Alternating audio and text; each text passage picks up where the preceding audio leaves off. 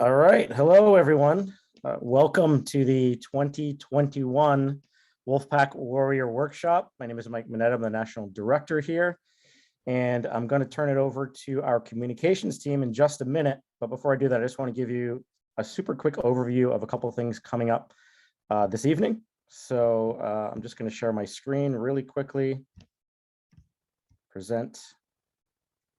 We are about to meet our communications team, as I just said, and then coming up after them, we're going to have the godfather of the Get Money Out of Politics movement, Larry Lessig, Nina Turner, and Jim Rubens joining us to talk about how we build a coalition that can actually win. How can we actually build a coalition big enough to amend the US Constitution? After that, Cenk Uygur is going to join us, founder of Wolf-PAC, and we're going to have a membership drive. Cenk's going to be talking to some of our members, hearing their stories, why they support our movement. And we're going to be trying to get an additional 250 new members. And then at 8 o'clock, we're going to have a membership raffle. So anybody who becomes a member in the next couple hours will be automatically added to that raffle. And you're going to be getting into a raffle for free merchandise, Wolf-PAC merchandise. And then after that, we're going to be playing some games. Should be a lot of fun, hosted by an all-star volunteer here, Steve G. We're going to be even doing two truths and a lie with Cenk Uygur as well. So definitely stick around. If you want to become a member, it's wolf-pac.com/go. And we also have an auction going on where you can bid on a video meeting with Cenk Uygur, with Larry Lessig. There's a timeshare. There's a sword. There's all kinds of cool stuff on there. Signed a book by Noam Chomsky. That's wolf-pac.com/auction21. And with that said, I'm going to go right back to the comms team. So I'm going to introduce our communications director, Rena Goldman, and Jason Argento, who is the deputy director of video for our communications team. They do amazing work. Check out our Instagram, Facebook, Twitter, newsletters, graphics for this workshop. YouTube. They do it all. YouTube. Where you are. Yeah. So yeah. Thanks for all the work you guys do on this team. And with that said, I'm going to turn it over. All right. Thanks a lot. My name is Jason Argento. I am the video deputy director of Wolf-PAC and also running this. So if it all goes down, it's my fault. I'm here with a bunch of people that are volunteers with Wolf-PAC. And also I'm here with Rena Goldman, who is the national communications director and also co-host. Hi, Rena. Hey, Jason. I am, as Jason said and Mike said, I am Rena Goldman. I am the director of the communications team here at Wolf-PAC, and we're here to tell you what this amazing team does. And we got a little bit of a preview, but it's really important to note that these guys are all volunteers. I'm the only person that is, and I'm not even full-time, I'm a contractor. So the work that everybody does here is pretty incredible.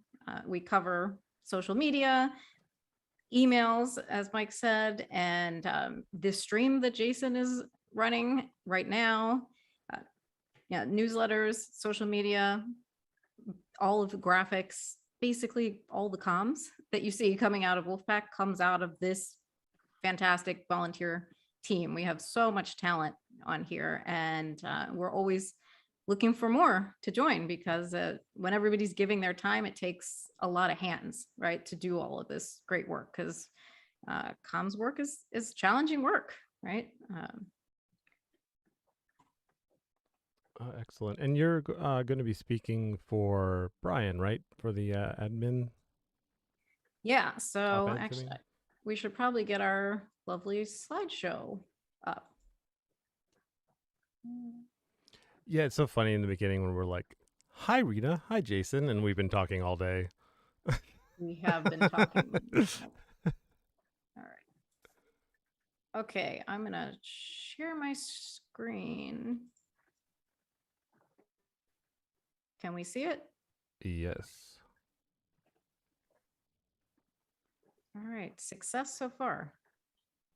So let's dive in to what the comms team does. This is we've got an excellent deputy director. His name is Brian. It's kind of a running joke. He's never been on camera in a meeting. And so it was very obvious that he wasn't going to just join to be on camera now. But he's got a great quote here that you all can see on screen. And he's a fantastic editor and team builder. And what the opinions team does together is work to write and edit pieces about campaign finance reform and corruption and get them placed in either local or national publications. So you're seeing two examples of that right here. The Fulcrum, great friend of ours. We've had a few pieces published on there, and then another one in the Philadelphia Inquirer.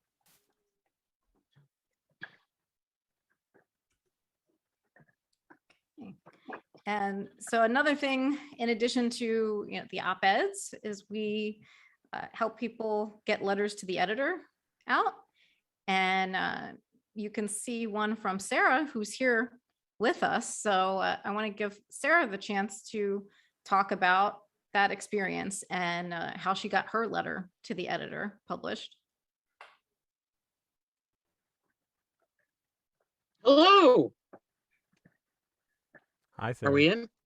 You're in. Hello. Yep. Okay. Hey, everybody. Yeah, we've been trying to do this for a long time. Wolf-PAC Washington and nationally, Brian was real good about, keep an eye on the news, and for letter to the editors, you got to have to respond to something relevant. So we look for articles to respond to.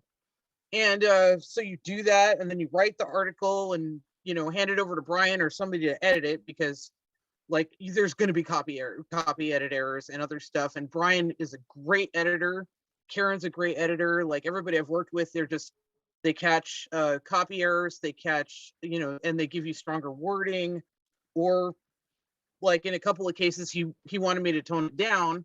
And sometimes I would, and sometimes I'd be like, you know what? If it's a letter to the editor, it needs to be strongly worded, because they want, it's the news, they want drama, right?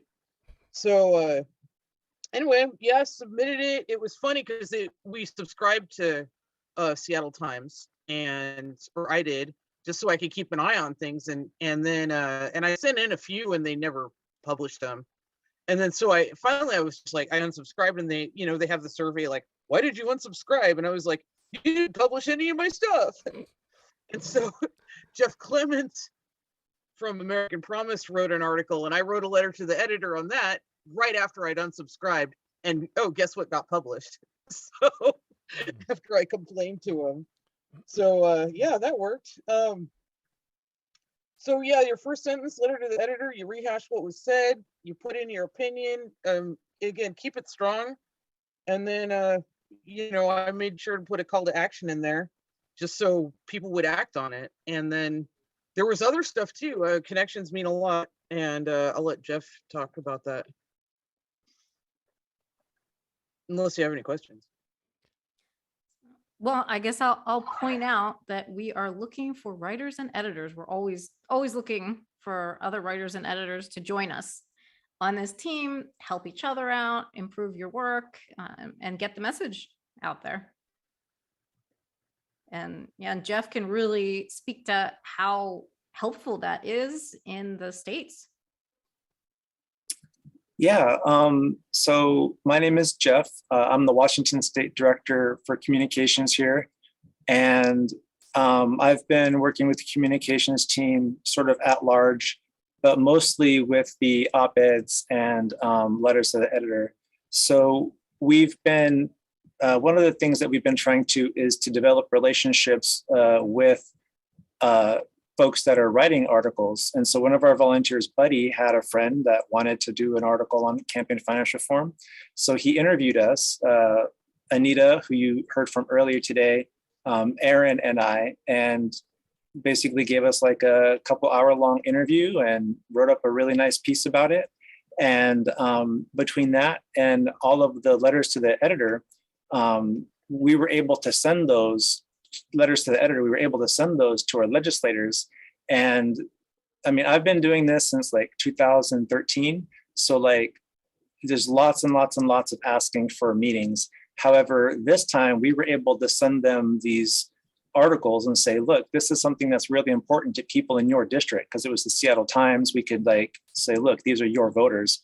And all of a sudden they were coming to our meetings. They were coming to our calls to hear what we wanted to say.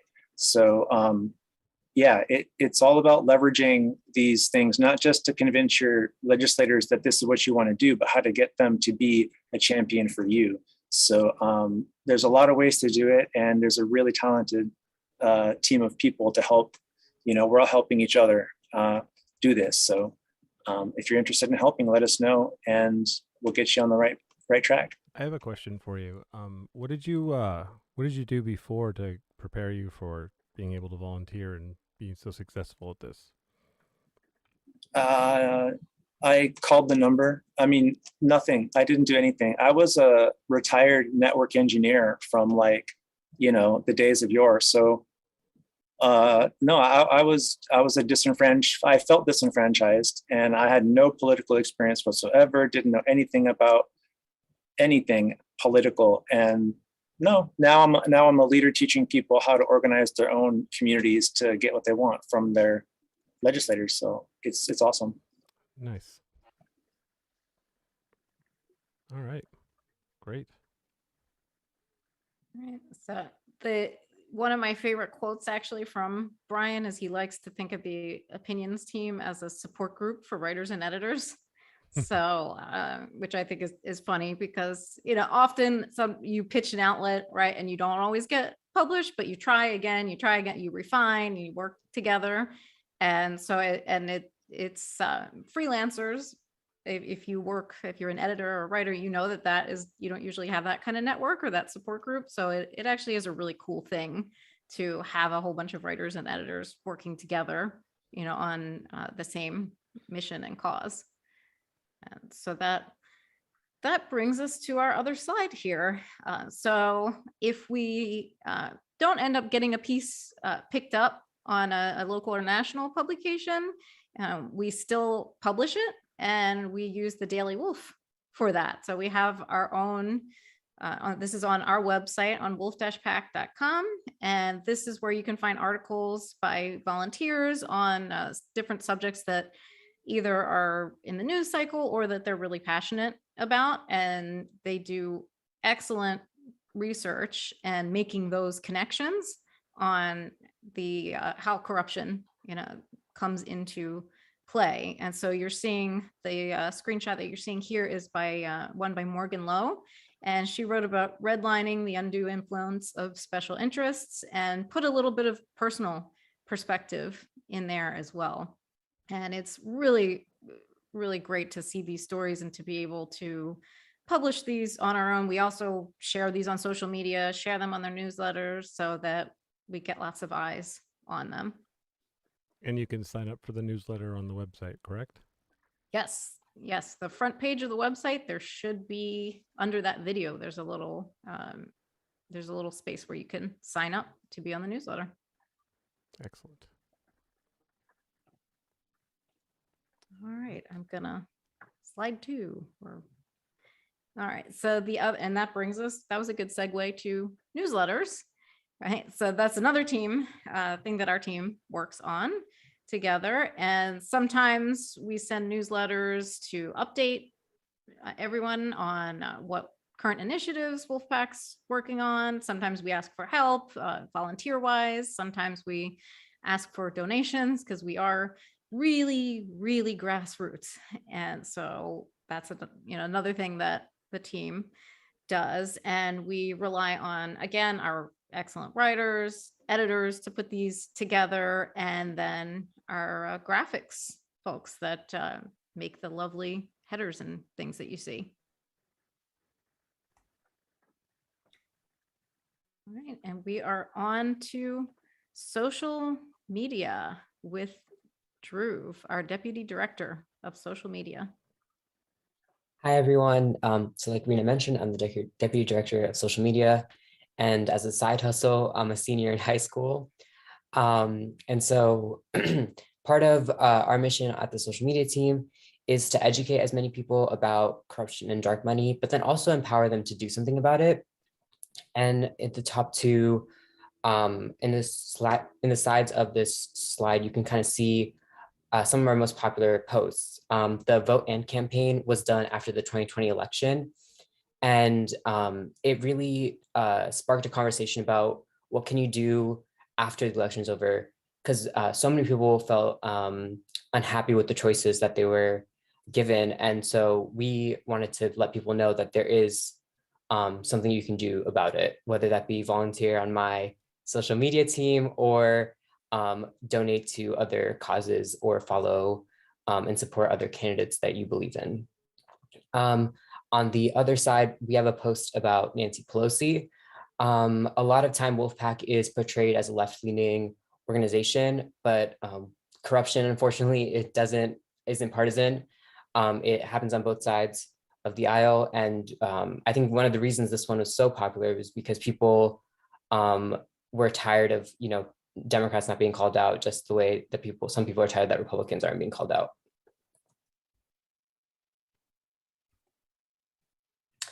And then recently we've been branching into making TikToks. I am probably the youngest volunteer and Wolf-PAC, but I want more young people to join us. And I wanted to make a TikTok for Wolf-PAC to meet people where they are and to, so many young Americans feel powerless. And I want to show people that they can do something even if you're in high school. And so this is one of our most popular TikToks. And I can tell you a little story after we watch it. Now that was a lot of damage. Woo! So really 8 seconds and it got 11.8 thousand views. It was actually, fun fact, if you combine all the watching time, it was watched for over 24 hours, which is, kind of crazy. But this was a quick TikTok that we made. I actually went over to my friend's house and we made it together. And it was a fun time. And yeah, TikTok is one of those places where it started a great conversation in the comments. And I think one of the reasons that it was so popular is because of the amazing graphic that was made by our graphics team. Hey, Drew, how long did it take you to make that again? Well, we did have to take a few takes, so maybe like Right. 5 minutes. That's incredible. Also, so Drew, what kind of help do you need on your team? Because you're the social media team lead. Yeah, so social media is very accessible. So even if you don't have all the experience in the world, I didn't have any experience in social media before I started, except for, using it myself.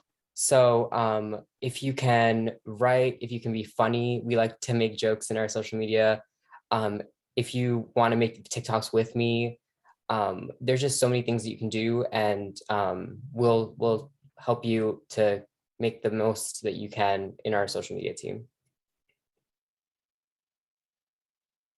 All right.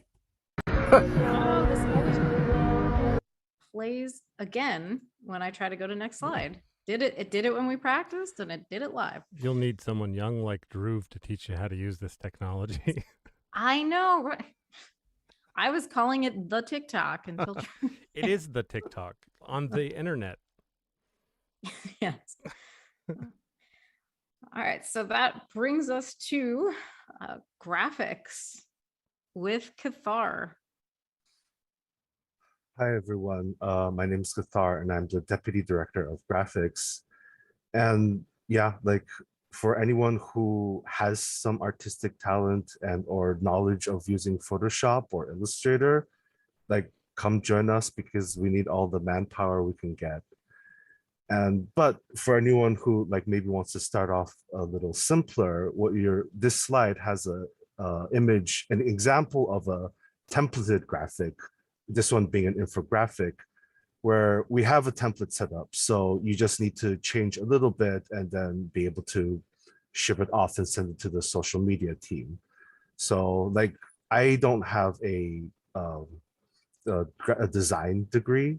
So this was, when I started off doing these templates, it was really helpful to kind of ease me into the process of making graphics for Wolf-PAC. If we go to the next one though, Wait, you don't have a degree? How'd you get I those don't skills? have a design degree. Oh, okay. I have another degree. So you're saying that you learned a lot of skills here then? Yeah, That's amazing. for sure. Because you're really good. Thanks. That is a really important thing to point out, is people often come and we help upskill each other. So you might come in with like some design skills, some writing or editing skills, but we all like work together. There's some people that are really experienced, other people that are newer, and everybody works together to help each other polish their work and get better. And I've seen some really incredible growth on this team, which is so cool to watch. Yeah, exactly. But so if you want to do something more custom, this is an example of that, where it's no template, no format. I just asked Darcy, the person who created this, and just like, we need a mix of Wolf-PAC and Giving Tuesday. Go have at it. And she created this, which I think it's really awesome. It's simple, it's simplistic but elegant, and she turned it out really quickly too. So yeah, I really like this one. Yeah, and if you saw our Giving Tuesday campaign, emails, social media, this was all over the place. And so this is another example of a custom graphic, which is the logo for this workshop that I made. But even though I made it, this was actually a very highly collaborative process, where there was a lot of back and forth between the different artists trying to figure out how to best come up with a good looking logo for this workshop. So I had a lot of fun working on this one as well. But yeah, we do a lot of different things, like social media, the opinions or video, like there's a lot of different like asks. So we're all the times bouncing around between different projects. And if it weren't for admin ops keeping things organized, I don't know how we would do it. Hey, Cathar, you have to show me sometime how to make a graphic into a perfect circle, because that I know how to use Photoshop, but I don't know how you did that, but I would like to learn that. Shift key is your friend. Thanks. Yeah, so Cathar gave a nice plug for admin ops, so I appreciate that. I'm Alex. I lead the admin ops section for the Wolf-PAC comms team. What we do is a variety of projects that help the team be more efficient or more productive, whatever the team needs that could basically serve all of the different departments across it. So, for example, we have an assignment and request tracker that we built on a free platform called Airtable. The team uses this to manage all of the different assignments and projects that are going on. We also use this to intake assignment requests from various sources. We even have a little bit of automation built into that system so that as things get approved for projects to be done, those automatically are generated for the various teams. So we really use this to manage all of the ops of the team. And this, sort of just sprung out of a need to have some project management and some operations program management on the team. When I first joined, I, wasn't really skilled in any writing or editing videos or graphics or anything. So I found a place to contribute in doing some of this program management.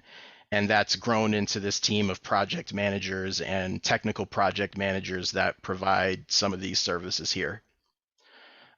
So a couple other examples that I want to point out from this team: we have an analyst and provide analytics support.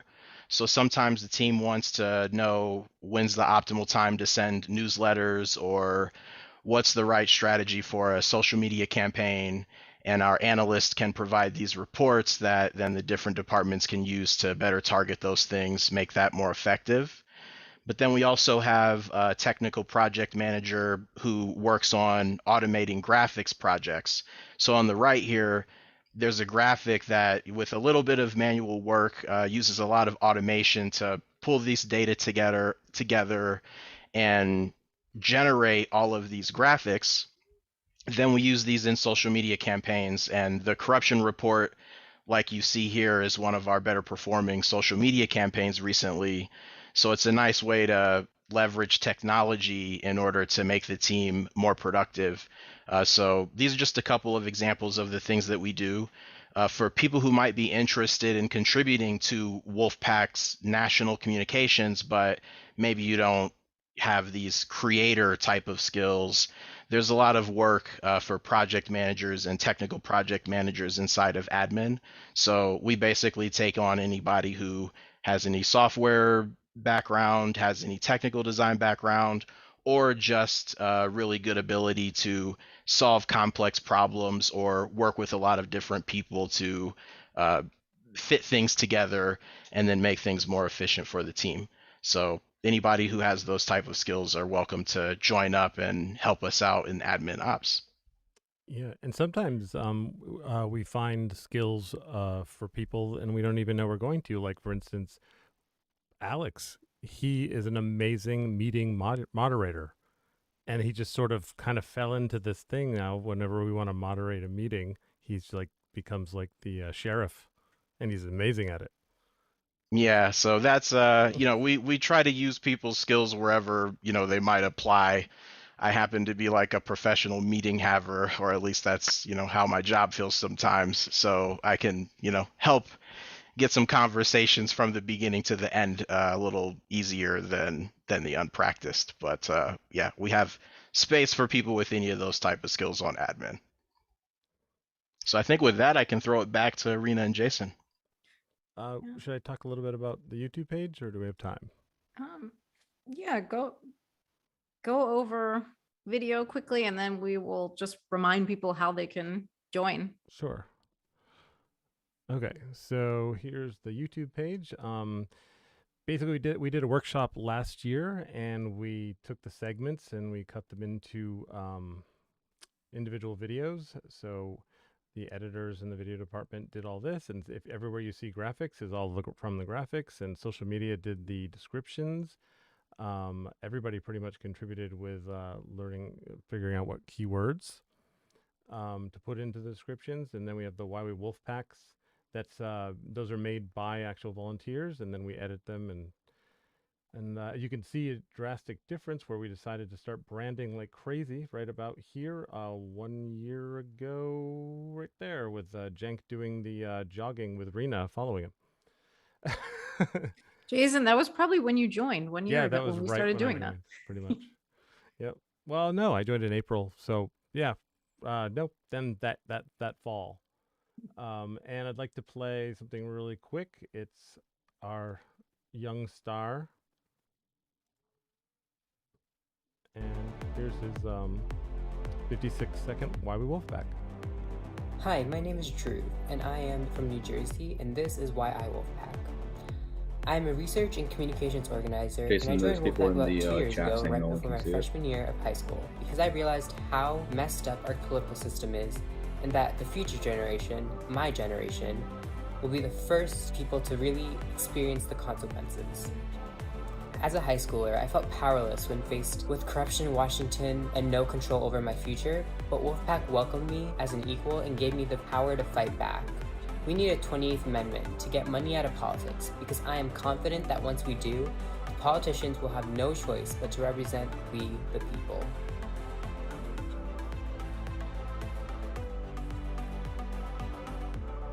All right. YouTube only. Okay. And yeah, so that's pretty much. So we need people that know how to edit. Adobe Suite's our favorite, and it makes it most compatible. So please look at the link at the bottom, and then you can help us make some stuff. What about you, Rena? Yeah, so you can sign up to volunteer for the communications team. We've got a form that you can fill out. It goes to a sheet, and then one of the onboarders will contact you. That's wolf-pac.com/communications to fill out the form to volunteer. And again, because these are all volunteers, and we're essentially running a comms department, and we have it structured like that, but just with volunteers instead of paid staff, right? And people still have all of the wonderful skills that a paid staff would have. They're just donating their time and giving those skills to Wolf-PAC and working together. So because of that, it's really, really important that we have a lot of volunteers, because we also make sure that we respect everybody's time in life. And, we know that you can't volunteer 7 days a week all the time, right? So then it just takes a lot of hands with a lot of skills to produce this stuff. So we're always recruiting, always looking for people who can write, who can edit, who can do graphic design, edit video, and then of course do all of the project management components, and write and edit social media posts. And we're looking for So, researchers. yes, and also if you're excellent at research, check us out. Please join. They're a wonderful group of people to work with.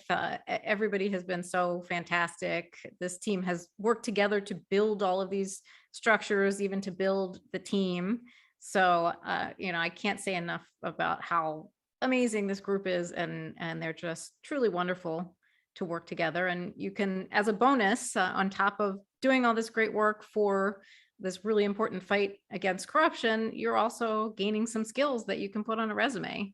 And, that's not too bad either, right? So there's a lot of wins if you come over and join comms. So again, wolf-pac.com/communications to join us.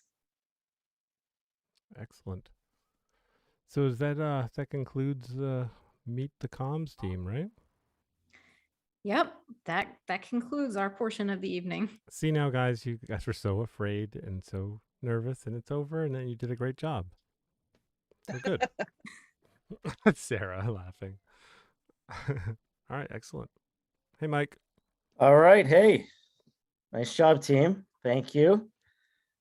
Now we're going to transition to the next portion of the evening. So we're going to get Larry Lessig up here, Nina Turner, Jim Rubens on video. So Josh, maybe you can do that. And while we're getting our special guest up here, I'm just going to share my screen really quickly and just show people a couple links that they can go to throughout this workshop. So just give me 1 minute to do that. So anybody out there watching, we're going to have Cenk Uygur coming up at the hour, and he's going to be doing a wolfathon. We're pushing for more members right now. If you could become a member, it's wolf-pac.com/go. We're trying to get an extra 250 members tonight. And then Cenk's going to also be hosting a raffle where we're giving out free merchandise to the Wolf-PAC members. So if you become a member in the next hour, you will be automatically added to that raffle. So that should be fun. Cenk's also going to do the game Two Truths and a Lie with a couple of our volunteers coming up. And we also have a auction going. So if you want to check out the auction, it's wolf-pac.com/auction21. Some pretty cool stuff in there. A video meeting with Cenk, with Larry Lessig as well. You can bid on. There's all kinds of cool stuff in there. And in fact, I think there's one spot left to play the game with Cenk, if I'm not mistaken. I know one of them's gone. So check that out. And then if you want to just check out our work, the entire schedule that we've had today for our workshop, there's only a couple of things left. You can just go right to our homepage, wolf-pac.com, and there's a bar right across the top that'll get you to that agenda. So that's it. Just wanted to give those links, see if everyone's all set up here. I like to be the ominous voice in the background. All the panelists should be able to come on video and their audio as well. Okay, let's see what we can do. Hey, Larry. Hey. There he is. My video will not come up, Jim Rubens here. No video, Jim. How about you, Nina?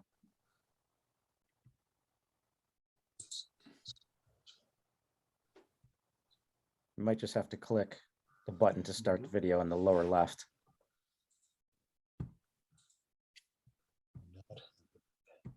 Come on, video. Select another video camera. There you are. Okay. Hey. How you doing, Nina?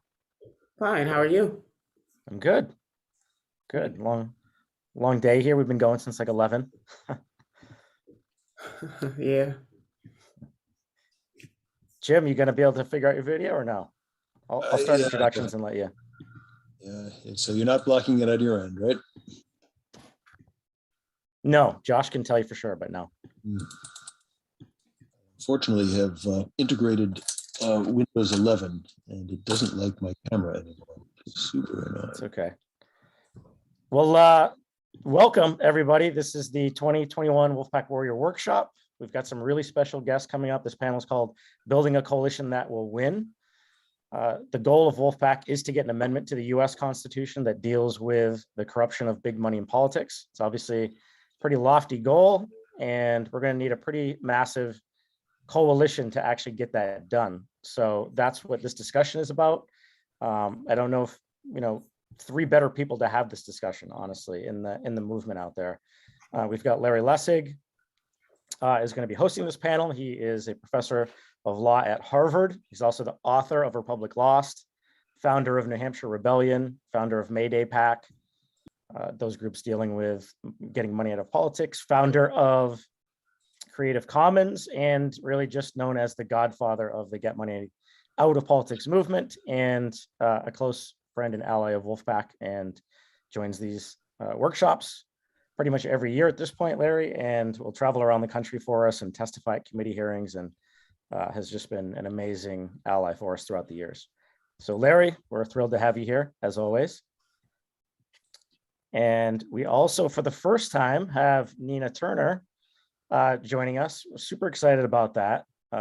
She's just an absolute rock star in the movement to get money out of politics, democracy reform movement, and really is just one of the most motivating speakers, I think, anywhere in the country, probably the world, honestly, Nina. She's been on the city council. She's been state senator in Ohio. She's been the president of our revolution, ran for Congress recently. It is a shame that she's not in Congress, but still out here in the fight with us. So that's maybe even better, Nina. And she's also a podcast host. And I wish I had the picture, but I'll just tell a super quick story about Nina and Larry. What was it, 5 years ago? We were in New Orleans, and it's one of the most memorable stories of my entire life, actually. We were at, I think it was a Represent Us conference or something, and we had lunch on one part of town, and we didn't know it, but there was the parade started while we were having lunch. So we actually got stuck on the wrong side of town and literally couldn't get back. It was pouring rain. Jeff Clements was there, Nina, Larry. It was pretty funny. I was responsible for calling Ubers, but they couldn't get across the street because the parade was there. You couldn't cross it. It was actually, it's funny to laugh about. It was kind of miserable at the moment at the time. It lasted like 45 minutes. I was calling Ubers. They couldn't get across the parade. Cenk was getting mad at me, starting to blame me. It was a real thing. Right? So anyway, that was one of my good memories with you, Nina. And then of course we have Jim Rubens, who is another rock star in the movement. He's a former Republican state senator in New Hampshire. He's a businessman. He's also on the board of American Promise, a fellow ally in the movement. And he constantly travels all over the country fighting for the 20th Amendment. And will also go and testify at hearings for us and go to state houses when we need him. And in fact, was just doing that halfway across the country, all the way over in California, just a couple of days ago with Sam Fieldman, our esteemed counsel for Wolf-PAC here. So we've got just an amazing three people here to have this discussion. So I'm really honored to have you all be part of this workshop this year. And I'm gonna leave, but Larry, I'm gonna let you kind of take it away. You know what the theme is. So it's pretty free form, and really looking forward to seeing what you all have to say. So thank you. Great, thanks, Mike, and thanks to Nina and Jim for joining this conversation.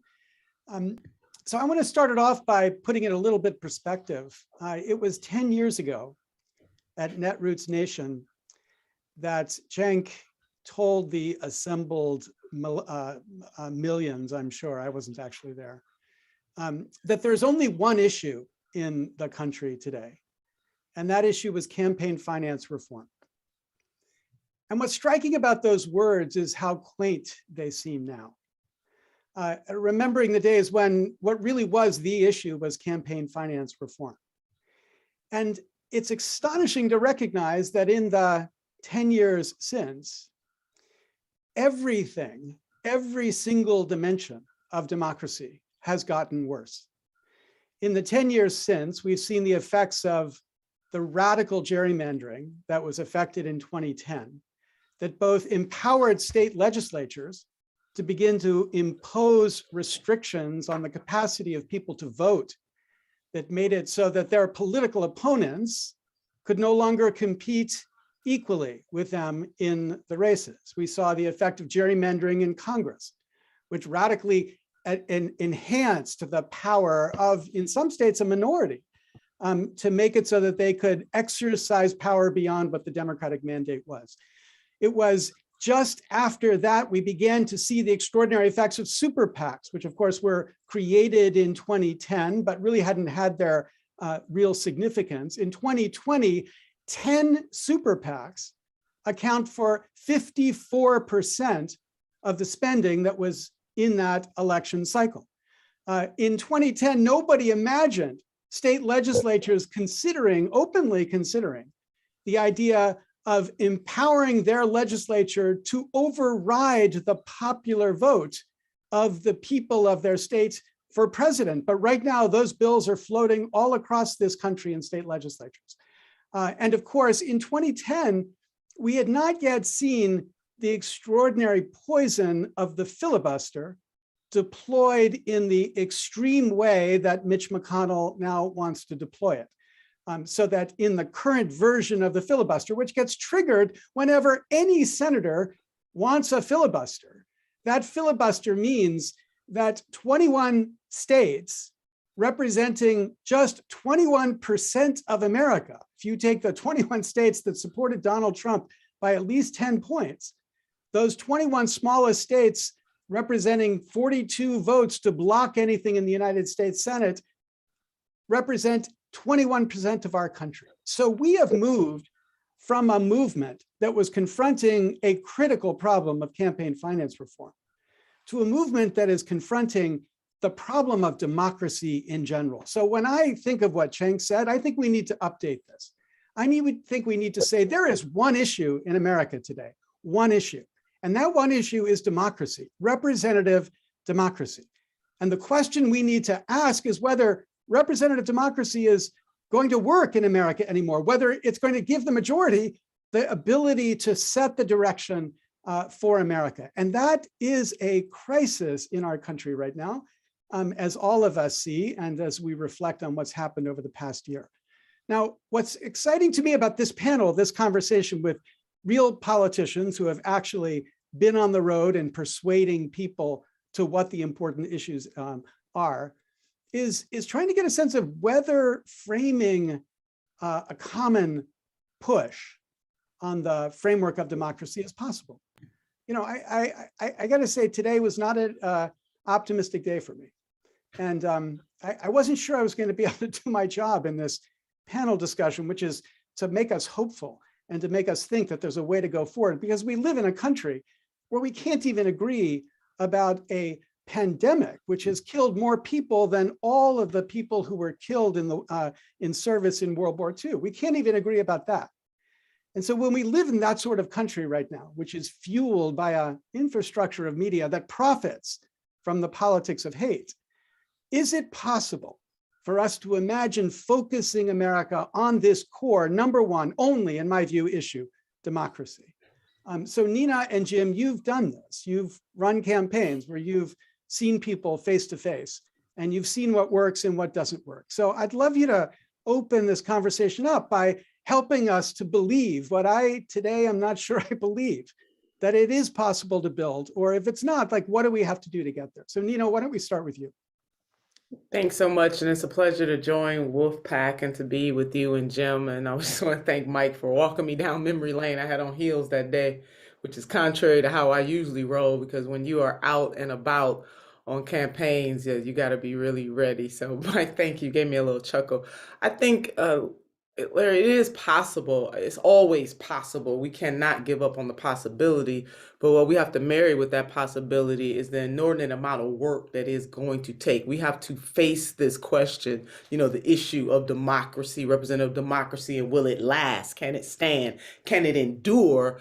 With the notion, those of us who are on this particular battlefield, we got to go into this work knowing that it is going to be inordinately difficult, especially given the temperature that is in our country right now. I would argue that where we are right now is really just where we have always been. It's just bubbled to the surface that Mr. Trump, as president of the United States of America for 4 years that seem longer than 4, they were intense years, is really just a mirror reflecting back at us as a nation, because we have so much unfinished business. And it wasn't just 1 4-year term that got us here. I'm old enough to remember 2010. I was in the Ohio legislature at the time when lines were drawn in Ohio. They were gerrymandered lines, gerrymandered to hell lines. I was also, I testified in a case that the ACLU led, also with the A. Philip Randolph organization here in the state of Ohio, some other extraordinary people who are on the front lines of this work. And I voted against that map for the very reasons that you outlaid, Professor, is because I knew that the map was wrong to identify 12 seats that would almost always go to Republicans no matter what, and 4 seats to Democrats no matter what the voters wanted. They would always have those 4 seats. And when you combine that, it was not a reflection at the time of the Ohio electorate, but the using of the pen in such or now computer technology programming in such a vicious way is a problem we must confront. So yes, can we get there? The great President Nelson Mandela once said, it always seems impossible until it is done. I can think of other things that we have conquered as a nation, albeit maybe not as deep as we need to, still have some residuals when I think about racism, anti-Blackness, but we have conquered some pretty horrible things in our nation's history. And I believe that we can conquer this. We have to marry the real lived experience. We have to connect. What does it mean to live in a representative democracy with wages? What does it mean to live in a representative democracy with Roe v. Wade on the line? What does it mean to live in a representative democracy when you can't even get folks to agree that people deserve paid family leave in this country and healthcare and et cetera, et cetera. So I think our framing and our message for the people who don't do this on the regular basis, where this is not their number one assignment, in order for us to awaken in them the fierce urgency of now, to quote the Reverend Dr. Martin Luther King Jr., is we have to connect this work to their real lived experience. Is it possible? Absolutely. Will it be extraordinarily hard? Absolutely. So that's hopeful, but I want to connect that last part to the question of this panel, which is what a coalition looks like. Because when I hear you, Nina, talk about the important issues we've got to get people to recognize, I resonate with those issues. Those are the issues I believe in as well. Every single one of the causes you pushed, I would be pushing right next to you.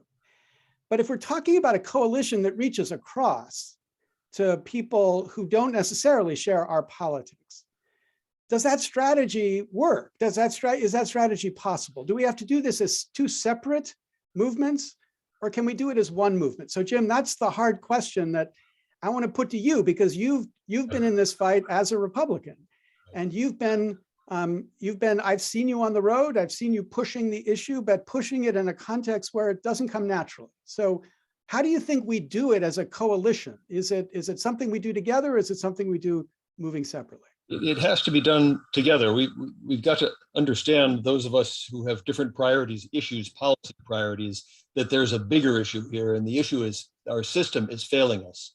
And whether you want bigger government or smaller government, or more subsidies for kids or less, you're going to have to put that aside temporarily to understand that we've got a failing government that's not serving us, and that unites us. And I want to give you, and to start, and this is the hopeful stuff, I'm going to give you 3 examples, 2 of them extremely recent, where coalition building across the ideological chasm worked. One, very briefly, my own experience. I led something called the Granite State Coalition Against Expanded Gambling in the mostly in the 90s and the aughts. And for 10 years running, we defeated an organization from Las Vegas that targeted New Hampshire, and they wanted to have gambling casinos in our state, and they hired every lobbyist in New Hampshire, and we defeated them 10 years running, even though they outspent us radically, and we did so. I led this operation, and we got people into the room to work together who hated each other or thought they hated each other because they had we got people who are cornerstone policy research, pro-family, pro-life, with extremely left religious leaders who didn't think they could even sit in the same room, got down, and we won because we found a way to work together, because there was something bigger that united us. We didn't want these people coming into our state. Two exceptionally recent examples. Sam Fieldman, we just talked about this.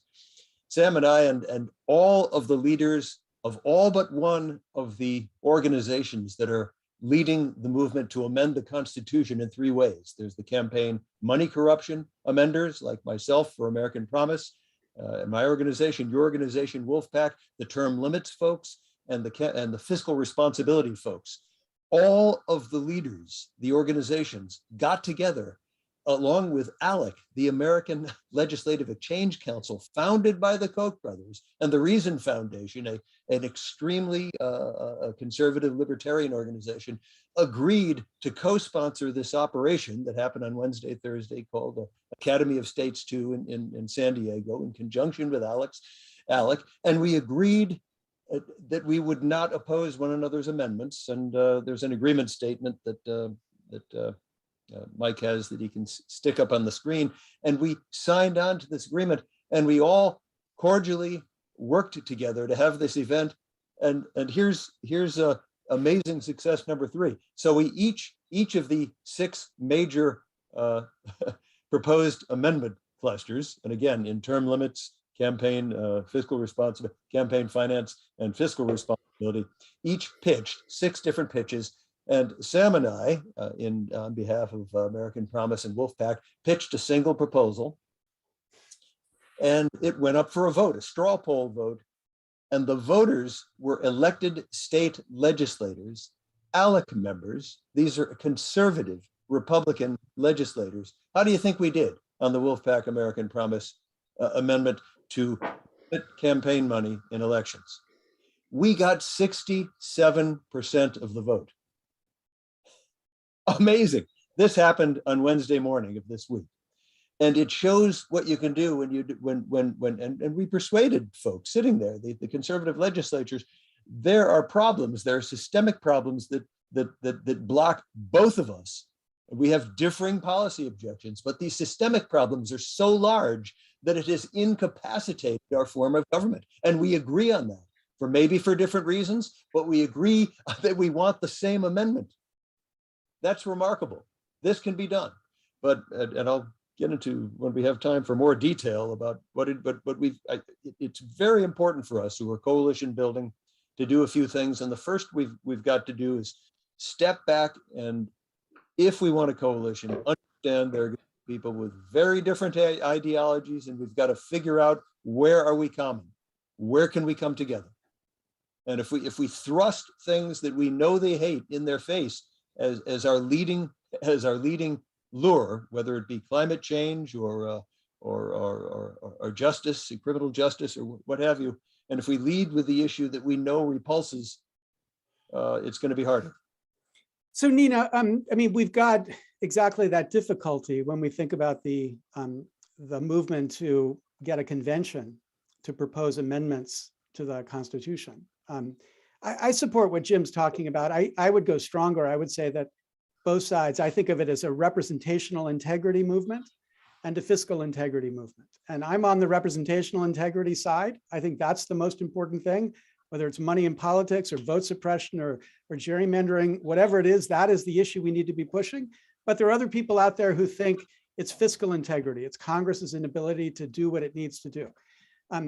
But when you say, look, we need a process that allows both of these to work themselves out, that allows a proposal for a fiscal integrity amendment to be advanced to the state and a representational integrity amendment moved to the state, immediately you get people, Nina, on our side who say, hell no, We're not going to have anything to do with this balanced budget amendment movement. And indeed, some of the most articulate people on our side, Robert Reich, tells us that if we had a Article 5 convention, it would be the end of our Constitution. We would see immediately the right taking over and abolishing everything that makes everything that might be good in the traditions that we have.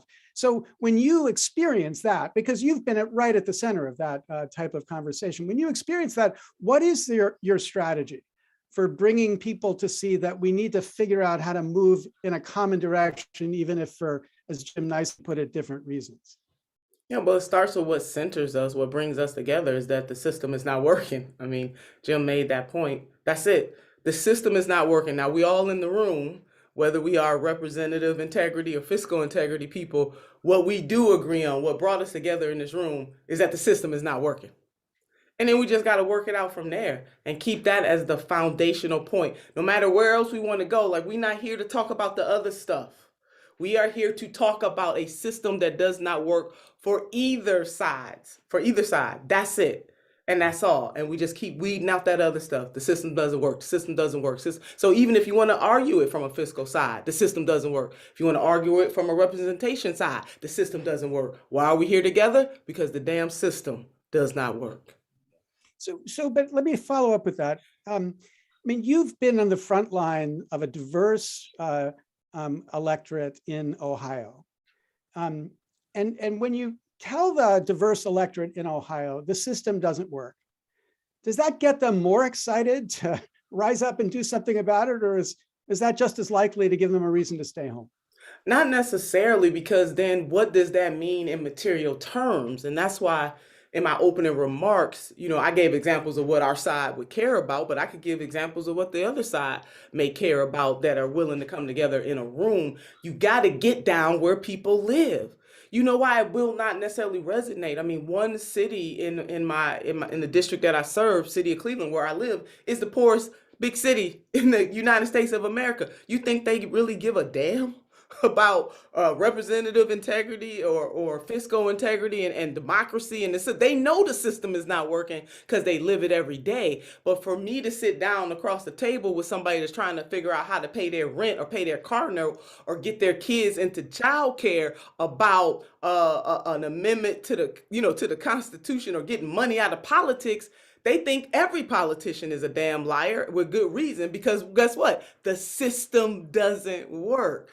But if I could draw them to the reasons why it doesn't work based on their lived experience and what their expectations are, then I could get them to listen.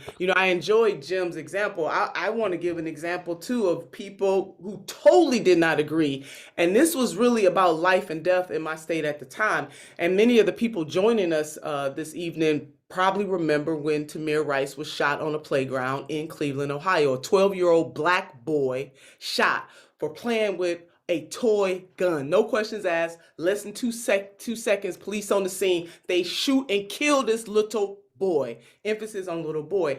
And Governor John Kasich, a Republican, governor, and I fought on many, many issues. That is an understatement. But what we understood, Governor and I got on the call. Governor, he wanted to know what's happening in Cleveland. I said, people are mad as hell. We got to do something about this. John Crawford III was shot, in another city, all on and on. It was just this thing swirling. He said, come and see me. I said, Governor, we got some power and we got to do something about it. This ain't about who's Republican, who's Democrat. I'm calling you as a black mama. I'm not calling you as a state senator. I'm calling you as a black mama who is in pain right now. And my heart aches also for Tamir Samaria Rice right now. And he said, come and see me. Now, two people who did not see eye to eye on anything got together. The governor did not put off this. He called in his team, long story less long, signed an executive order, created a task force on community and police relations, put elected officials in there, preachers, law enforcement was on there, business leaders, people from the right, people from the left, young people, seasoned people, All of that, we came together. And you know why we came in that room? Not to talk about who was pro-life or pro-choice, not to talk about who believed in universal health care, who didn't. We were called in that room together to deal with the crisis of community and police relations in the state of Ohio so the state would not explode. And he made yours truly a co-chair, if you can believe that. So that is an example of how when you come into a room centered on why the hell we are in the room and let all that other stuff fall away, we will live to fight another day on these other issues we don't agree on. But for this purpose, for this moment, for this time, we are in this room for these reasons. So Jim, I want to make this a little uncomfortable for you because what Nina is aspiring to, the idea of bringing people into the room focused on a common problem, the system is not working, is actually a conversation I think you easily could have had with your fellow Republicans 10 years ago. I think it's a conversation where the failure of democracy was not a partisan problem. I mean, we had partisan fights about money in politics, but if you said democracy is failing, people would agree that's a problem. I think one of the challenges you face in your party is that what we see as a bug, they see as a feature. What we see as a failure of a system to bring together people in a representative way, they see as what's necessary to make it possible for them to continue to have relevance in the political process. So when you experience this as a Republican, engaging with Republicans who would openly defend, like, the RNC's lawyer before the Supreme Court, openly defending vote suppression techniques. Why? Because it makes it easier for Republicans to win.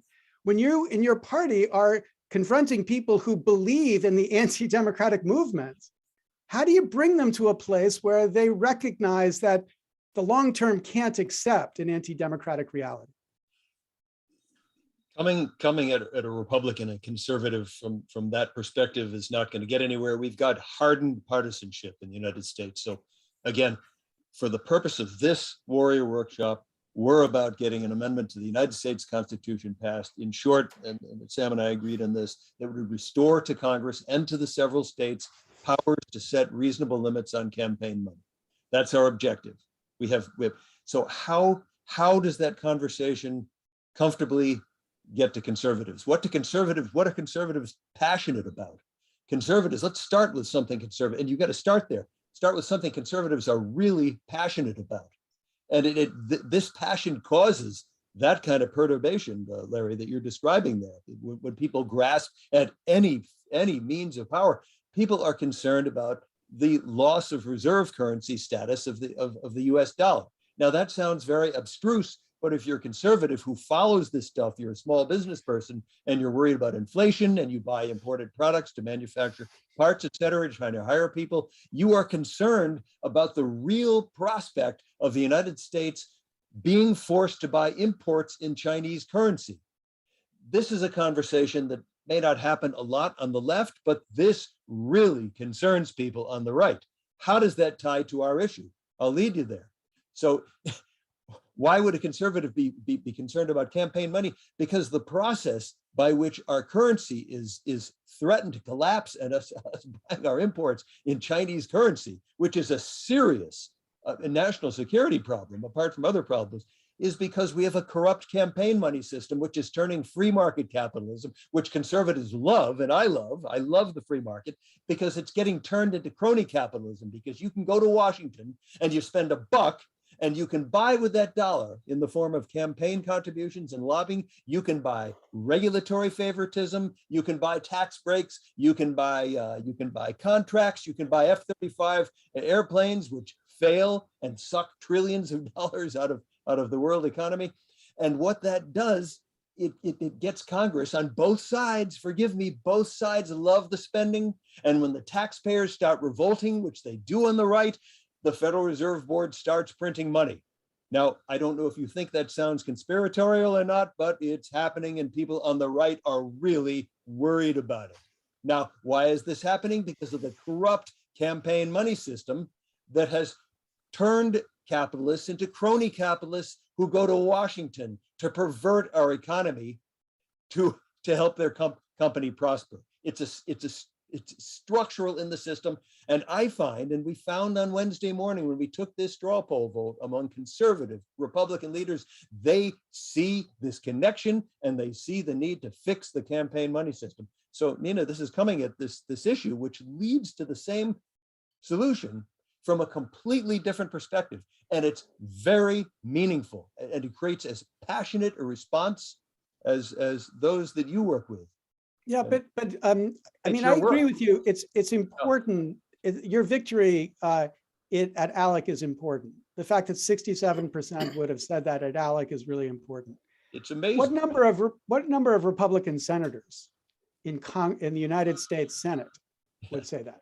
That's a bigger problem because there is a severe disconnect between conservative Republican state legislators and those who rise up to become members of the US Senate.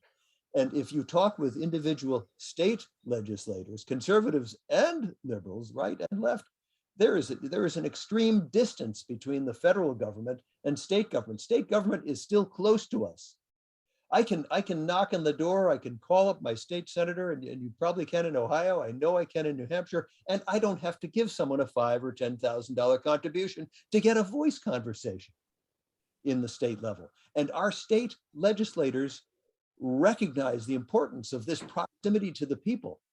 And so there is frustration between conservative Republicans at the state level and those conservative Republicans, Mitch McConnell et al., at the federal level. This is understood in both parties. We can work with this disjuncture between states and federal because our state legislators feel that Washington is becoming all powerful. Again, I'm talking from the conservative perspective here. And they're seeing federalism being decimated. They're seeing Washington coming in with big money. They're inserting the viewpoint of Mike Bloomberg. Forgive me for talking on the right again. Mike Bloomberg parachutes into our state of New Hampshire in 2018.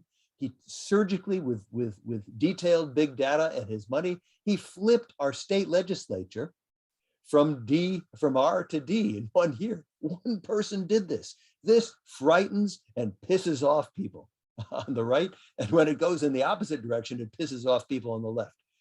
I'm going on at length here, but again, it's a commonality. And recognize the distinction in worldview between state legislators and federal legislators. Yeah, and so I think one more tag against my friend Robert Reich is to say, this is exactly why the Article 5 convention was put into the Constitution. It was when the people in the states recognized that the Congress itself was the problem. We needed a way around Congress to be able to get amendments on the table that might address this kind of problem in Congress. You and I would agree, I think, about that problem. And let me. I mean, this is a point that I feel embarrassed about as a Democrat, and I want to know whether you do too. We had an extraordinary opportunity this year. Nancy Pelosi did an extraordinary job, I think, in pushing the For the People Act, which would have addressed a wide range of these issues in a really effective way. Chuck Schumer took that issue up as well. But what was so terrifying to me was to see the absence of leadership at the presidential level, focusing America on the problem of this democracy, the failure of this democracy, the idea that the president would go in public 3 times defending the filibuster before he finally came around to saying, well, wait, actually, a system that guarantees that 20% of America can block everything that's going to happen is not such a great system. So the question is, what do we need on our side to get this kind of leadership? I fear that, we needed Churchill and we've got Chamberlain here at the top, appeasing the anti-democratic movement, not fighting it aggressively. And I just wonder what's it going to take to get our side to focus in the way that Jim is saying we need to be focused on this deep corruption that we've got to find a way to solve. Well, we can't be afraid to use power, first of all. I mean, you don't go campaigning the way you did and stoking up fear. What happened, Georgians came through, securing 2 Senate seats one of which may be in jeopardy in 2022, if I might just dip into that water for a minute.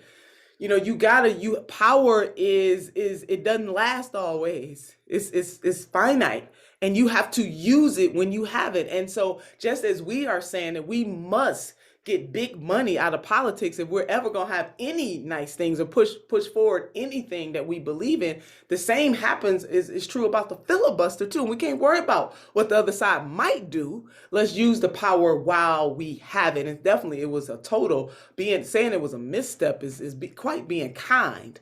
It was a weakness to not come out strong and say we must not reform it, get rid of it. And we know historically that when the filibuster has been used, like 99.9% of the time, it is used to stand in the way of justice. Those are the facts. And because the Democrats have a control, and it doesn't matter how slight it is, they got control. You can't come back to the constituents in 2022 and say, I had all the levers of power, but I didn't have enough. What? That doesn't compute where I come from. It just doesn't compute. You got the power. And even we remember in 2008 when they had even more power, they had more numbers in the Senate than they do right now. There were still excuses being made. So definitely embarrassment, total misstep, and a misuse, I might say, of power.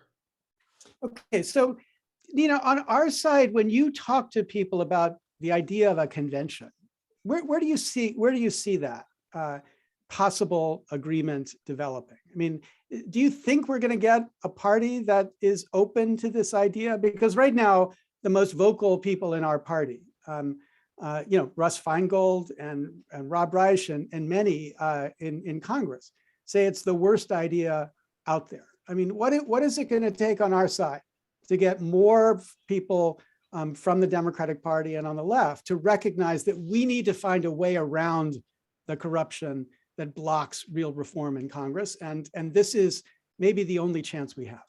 Yeah, well, partly things that like we're doing tonight with the Wolf-PAC, bringing the three of us together, and other family and friends members who are here with us, and people who will see this later. We got to have a conversation. We can't run from it, and continue to parse out, Dr. Reich, why do you feel this way? And others who feel this way. And then we're having a family conversation about why we feel the way we feel, and let's try to come to some common ground if we can. But we really need, and an extension to that, because I won't say a but, and we need to continue to raise up a group of everyday citizens who connect the dots to this enough to get a movement afoot, particularly on this particular issue. I don't think it's just about us titled people or us people who are inside this and not truly, but understand it's part of our mission. Everybody has a different assignment, but we got to bring more people in on this, more everyday citizens in on what exactly is happening to block whatever they determine their pursuit to happiness is.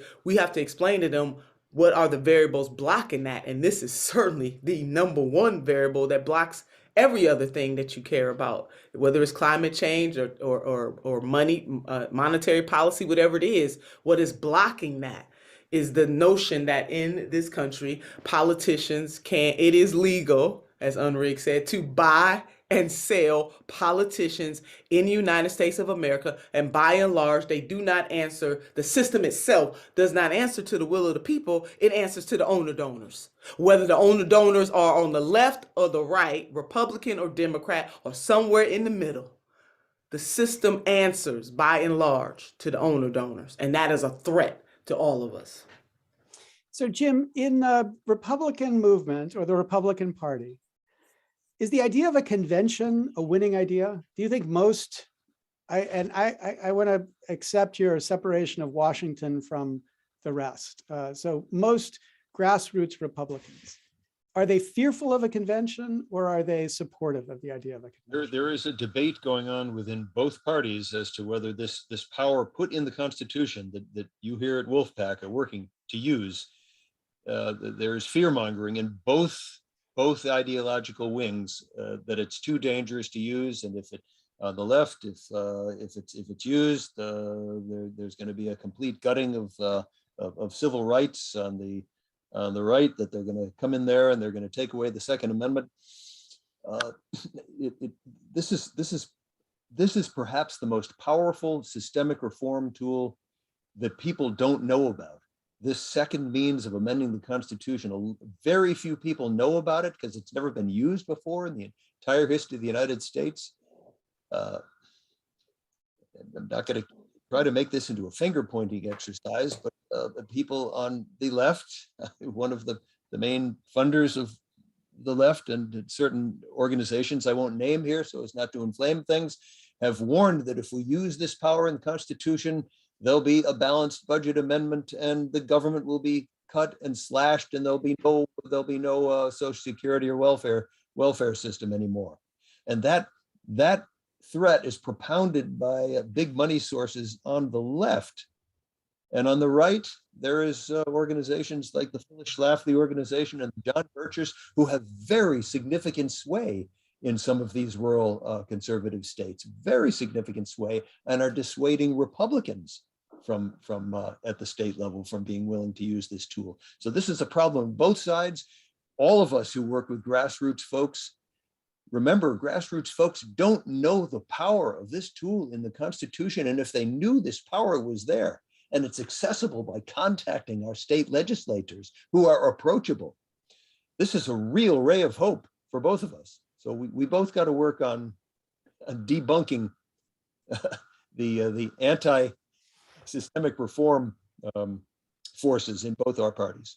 Yeah, but I want to press you on this. I mean, do you think, I mean, I agree that most people don't know about it.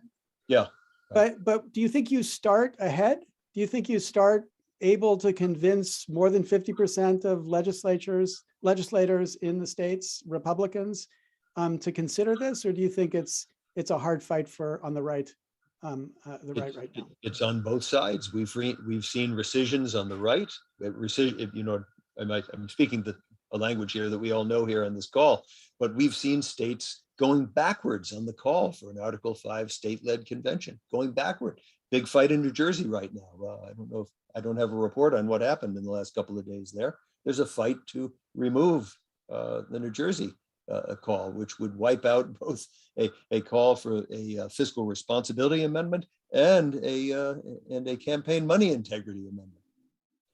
Nina, what do you think it looks like on our side? Do you think it's on the left? No. I'm asking Nina now. On our side, Nina, do you think is this a winnable fight? I mean, do you think that most in the Democratic Party are going to see the usefulness of this as a technique? I'm not sure. I mean, having to answer that right now today, I'm not sure. I mean, I don't think that we've had the requisite deep conversations that are going to be necessary to pull back more and more layers.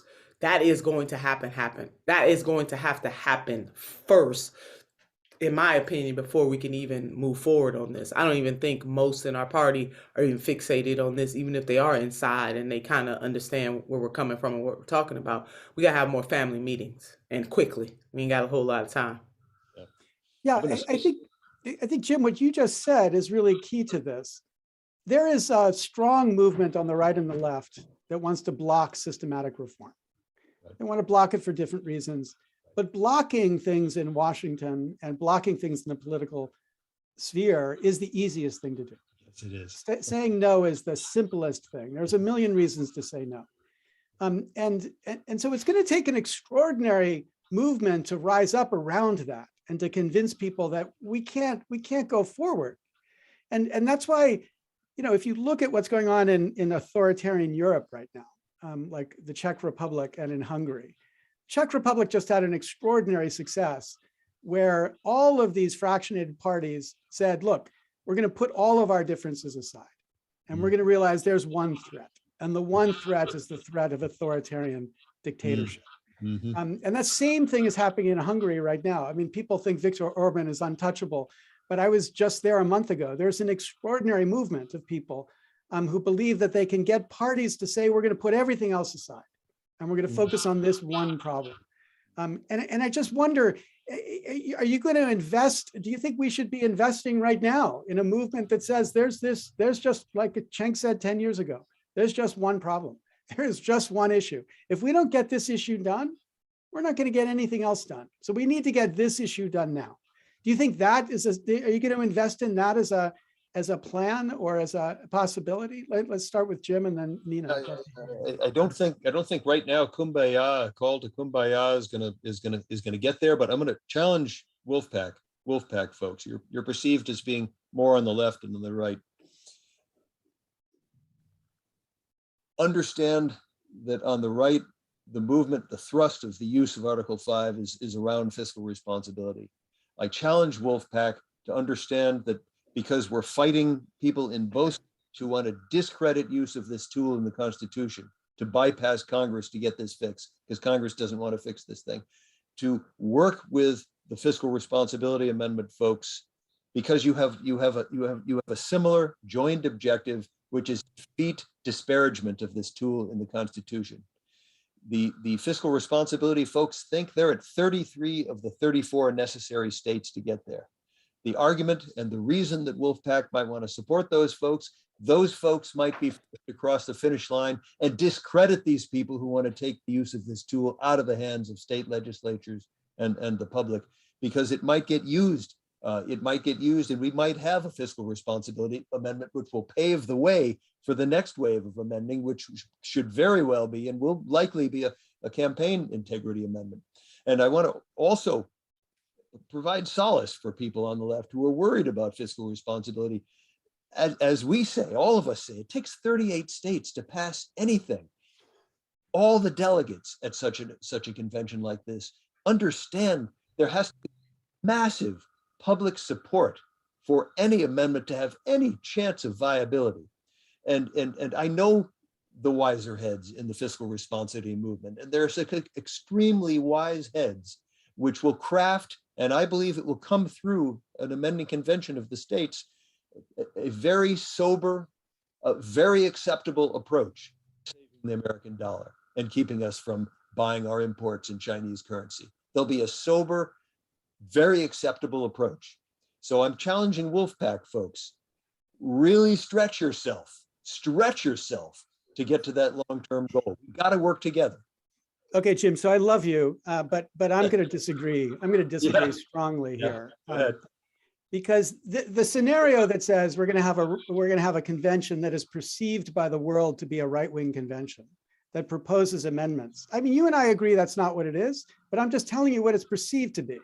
You mean if the subject is fiscal responsibility? Just fiscal responsibility Right. is a good way to kill the movement for Article 5 conventions. Yeah. I think what we need to do is to get people on your side to stretch, to say, look, okay, we need to have a convention around fiscal responsibility. I'd be willing to say contingent. We need to have a fiscal responsibility convention. We need to have a representational responsibility convention. We need both of those, whether it's the same convention or two, but you can't present to the American people that the right is going to have a chance to amend the Constitution, but the left has to wait and see what happens down the road. That's dead on arrival. If you don't want to wait, then get to 33. Get the campaign. But you were just saying that the Wolf-PAC people need to be more understanding of the right. I'm saying the right needs to be more understanding of the Wolf-PAC people. They need to be more willing to say, yes, we need to have the campaign money amendment part of this conversation too. And I think if you began to see that, we could build the common ground that I think Nina's talking about. Right, I mean, what do you think about this ordering question? I was out at the SALIC convention for 3 solid. I'll be brief and let Nina chime in here. That case can be made to the people on the right that the amendment that you here at Wolf-PAC and American Promise is working on is just as important, and we can persuade people on the right to see it that way. And we both got to work with each other. And yeah, but one of the things we've agreed upon, sort of a rule of the road, you got to get to 34 on a single subject. There are not a lot of us in the movement who want an open convention where anything can come up, because that plays right into the hands of our opponents. So we've all agreed, and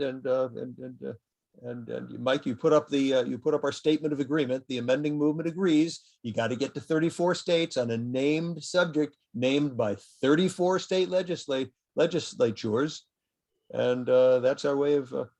Okay, so we only have a couple minutes. Nina, I want to give you the last word on this. Yeah, thanks. You took the words out of my mouth. I was going to say, yeah, we got to have some understanding on both sides. Some stretching has to happen on both. It cannot be just one side. You know, Stephen Covey once said, seek first to understand and then to be understood. Really, that is the pinnacle of this complex conversation that we're having, this complex movement. We got to get to the heart of the matter, both for grassroots, everyday people to understand this issue, and then also speaking that kind of language to the elected officials that we need to take action. I do believe ultimately the power is in the people's hands. Some people who are against this are not necessarily against it for nefarious reasons. Let me put that out there too. Some people are against this for sincere reasons, like a Dr. Robert Reich, who we all know very well and adore in this movement. So I want to say that. Whatever it is, though, we have to get there together, and we do have to understand. I'm going to end it the way that I started it, which is the central conundrum here is that we are all being messed over by a system that is not responsive to the greatest needs of the greatest number of people. Only a few people have the largest voice, have the largest impact, and we must change that if we are truly to be or to continue to call ourselves a representative democracy. It always seems impossible until it is done. I think that is a timeless message by the one and only President Nelson Mandela. When he spoke those words, they are just as true today as they ever were. This has been a great, great conversation. I'm so grateful, Nina and Jim, that you would join us for this conversation. I'm so grateful for Wolf-PAC, not just for this conversation, but for all the work everybody is doing to keep this issue alive and to make it possible for us to imagine what I think Jim is very hopeful we're going to get to very soon. An agreement to have a convention that considers both the American Promise Wolf-PAC ideas, but also the ideas that the other sides here are supporting. So Wolf-PAC, thank you. Our time is up. I imagine we haven't put Mike to sleep, but if he's not asleep, maybe are you coming back, Mike, or how would you like to handle this here? Yeah. No, not asleep. There's a little fireworks in there. Always, can be expected with Jim Rubens on the line. I love it. Love the passion. All three of you have just an incredible We're passion. all passionate about this. Can I just? Yeah, it's amazing. Now, Jeff, one more note of extreme optimism here. I believe if we get to one of these Article 5 Convention of the States to hammer out a proposed amendment, whether it be fiscal responsibility, term limits, or campaign integrity, you're going to have legislators from Wyoming and New York State level working together with extraordinary diligence and mutual respect to come up with something that they believe can get to 38 states. I have extraordinary confidence that that's within the American people. All right. Well, thank you, Jim. Well, we love ending on optimism here. Absolutely. We'll take all you want to throw at us. So yeah, thanks again. Amazing panel. Nina, first Thanks time for joining the having Wolf-PAC workshop. We hope you'll be back at some point. And anytime. Yeah, we'll see you out there. Anytime. See you out there on the trail. Yeah. And Larry, of course, ending it right on time as a true professional. Nicely done. And Jim, thank you too, man, of course. So yeah, y'all have a good evening. Feel free to stick around. Cenk's gonna hop on now and interview a couple of our members. So that should be awesome too. So do we have Cenk on here yet? As the voice in the background, no, I don't see it yet. Well, he's texting me, so he's definitely trying. He should be on any second. Let me just take this moment then to just give a couple updates. We are doing really well on the donation drive. So if you can get to these links just by going to our homepage right now. The live stream is actually on our homepage as well as our YouTube. But the donation amount now has God, we're almost at halfway of our goal for December, which was 10,000, which was a really big goal for us. And we're almost halfway there. So people are really stepping up. Really appreciate that. Members are also starting to roll in a little bit here. I just want to remind everyone that if you want to be part of the raffle that Cenk's going to be hosting here at 8 o'clock at the end of the hour, all you have to do is just become a member right now, which is wolf-pac.com/go. And everyone who becomes a member in the next hour is going to be automatically entered into that raffle. And Cenk will read the names of the new members throughout the next hour as he's interviewing volunteers. So it should be pretty fun. Hold on, Cenk needs it emailed to him. So Josh, do you want to do that? Or do you want me to? Nope, I can send it. He just wants the new link, or the right link, I guess. So So I'm sorry, for people just to know, we're going to be closing the auction spots for the game at 7:30. So in 27 minutes. that's right. So thank you, Steve. That's a good segue, because I wanted to actually just go over the auction really quick, because we'll just take a minute to do that while Cenk is figuring out his technical difficulties. So let me just go to that. 1 second, share my screen. All right, so you can get to this page by wolf-pac.com/auction21. And we're already up to over 2,000 on this, which is awesome. This is going to go to the end of December. But there are a couple things that are specific to today. This is if you want to grab a t-shirt from this workshop with the awesome logo that the communications team made, you can do that. You can get a hoodie. We've got a white Wolf-PAC hoodie, which is not available on our website. So that's kind of a rarity. You can grab one of those. We've got a Noam Chomsky signed book, which is pretty cool. Actually, he gave this to us to raise money for Wolf-PAC quite a while ago. I've been hanging on to it for like 4 years. Oh, I guess I can't go to it. He left a really good quote on there. Why can't I get to that? Oh, you drive me nuts here. Okay. Anyway, we've got a timeshare donated by our awesome volunteer Anita, who you saw earlier in Washington. Already one bid on that. And then you can play Two Truths and a Lie with Cenk.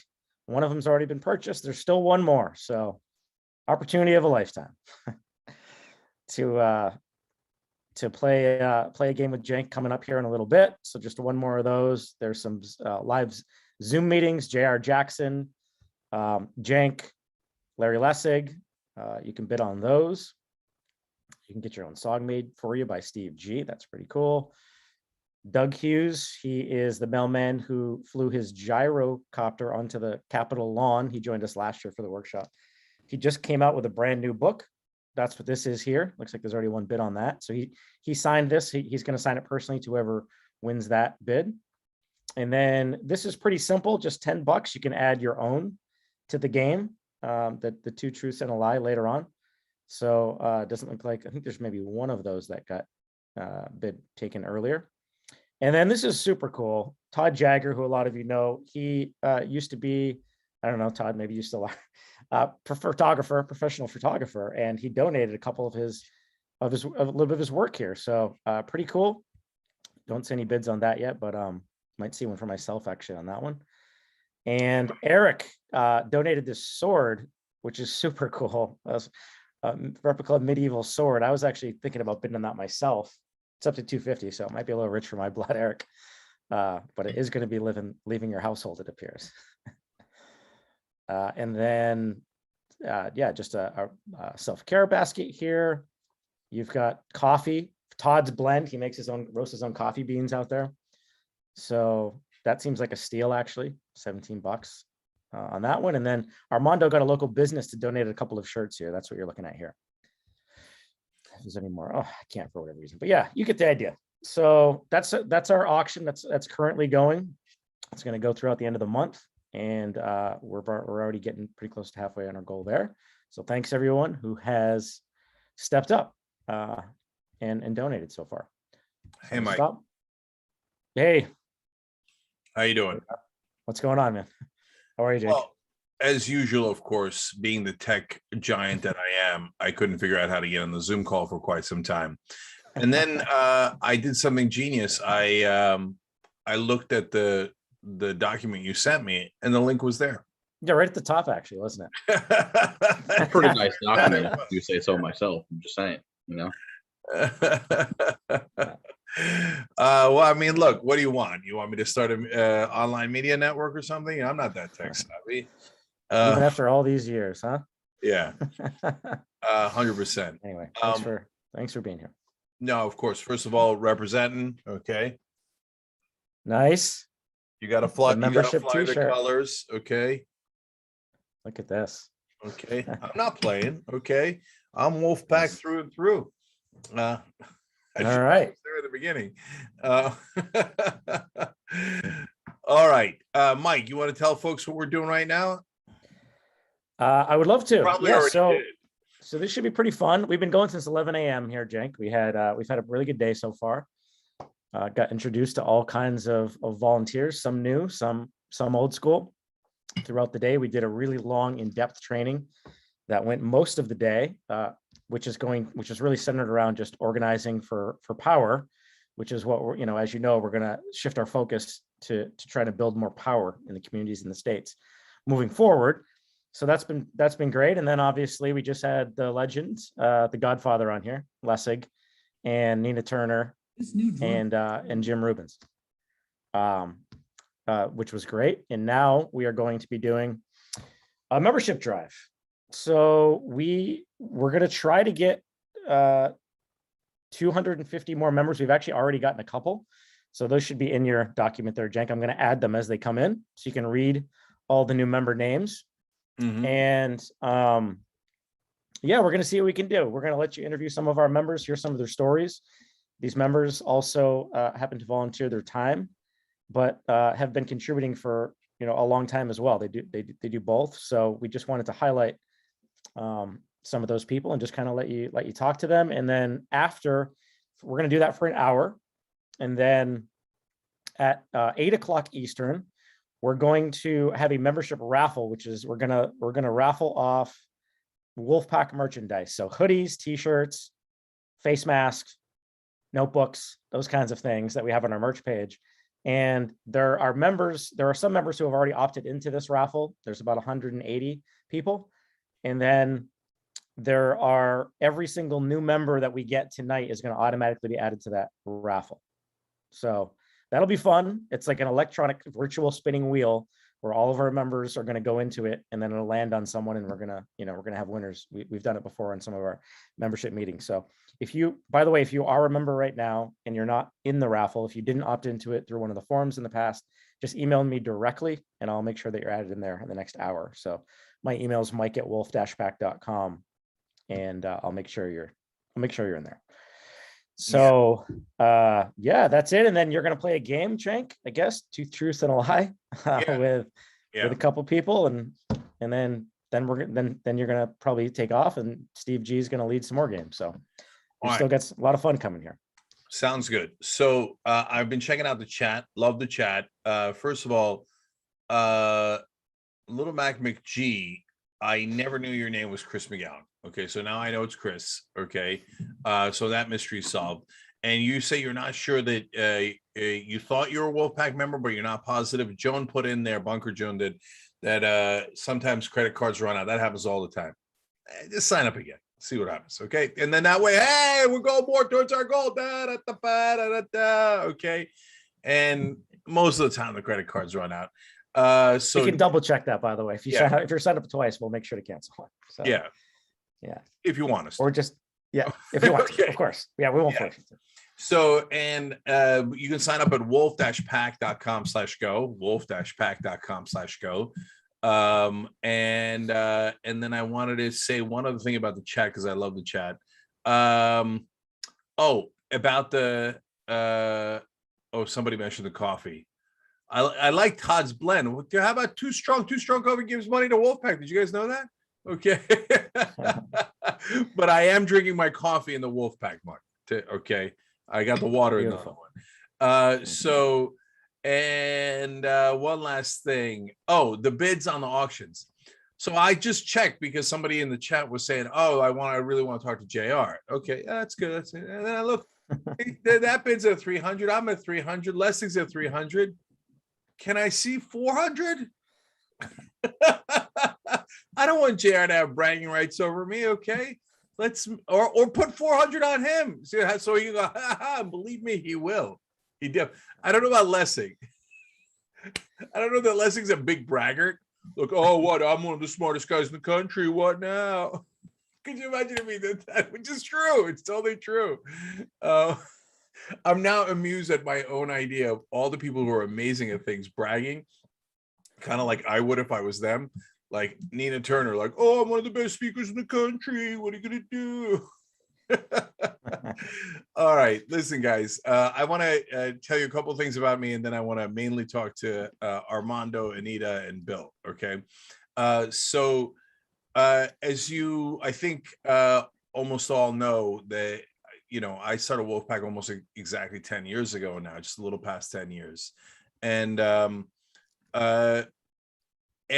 if I say this, I think every time, and it's exceedingly true. If we do everything else right, but Wolf-PAC doesn't win, then we did not succeed. Okay. If we do everything else wrong, but Wolf-PAC succeeds, we were totally fine. Mission accomplished. Okay. So if we do not get an amendment to do election reform and to get big money out of politics, the corruption will go on unabated. And the corruption I'm gonna get serious for a second, okay? And the corruption right now is absolutely strangling not just our government, but our country at this point. And I had Joe Walsh on yesterday. You guys can see it Monday on the conversation. So he used to be the most extreme right-winger, a Tea Party Republican from about 10 years ago. Now he's left the Republican Party because he thinks they've just gone way overboard. Now, look, we need Republicans. This is a nonpartisan group. I want way more right-wingers in Wolf-PAC because we've got to do this together. We cannot do it by ourselves, and we can't let them divide us, okay? But there's one thing we agree on, Joe Walsh, myself, and everyone who's looking at this in an objective way, right? We have no hope now, because no matter what happens, whether it's Republicans or Democrats, they always find, an obstacle. We were going to do $15 minimum wage. We were going to give you a higher wage. But Manchin and Sinema, but filibuster, but parliamentarian, but. But guys, Democrats then say, give me 2 more senators and then we won't have to worry about Manchin and Sinema. I'm here to tell you that's nothing but a lie. Okay. So, I think most of you know that, because if they got 2 more senators, then magically 2 new senators would pop up who are conservative or moderate, because they work for their donors. Their donors don't want you to have higher wages. They don't want you to have health care. They don't want you to have lower drug prices. So all those things where there's billions of dollars on the line, none of them will pass. I have said this for a decade now, since we've been doing Wolf-PAC, and unfortunately, I've been proven exactly right. The only thing that ever passes are things that the Chamber of Commerce has pre-approved, like all the COVID relief bills. The great majority of them went to business interests, so the corporate donors allowed those. And then, wow, they passed an infrastructure bill. Why? It's just filled to the rim with corporate pork. Then they turn around to pass something for actual Americans. Nope, we're out of money.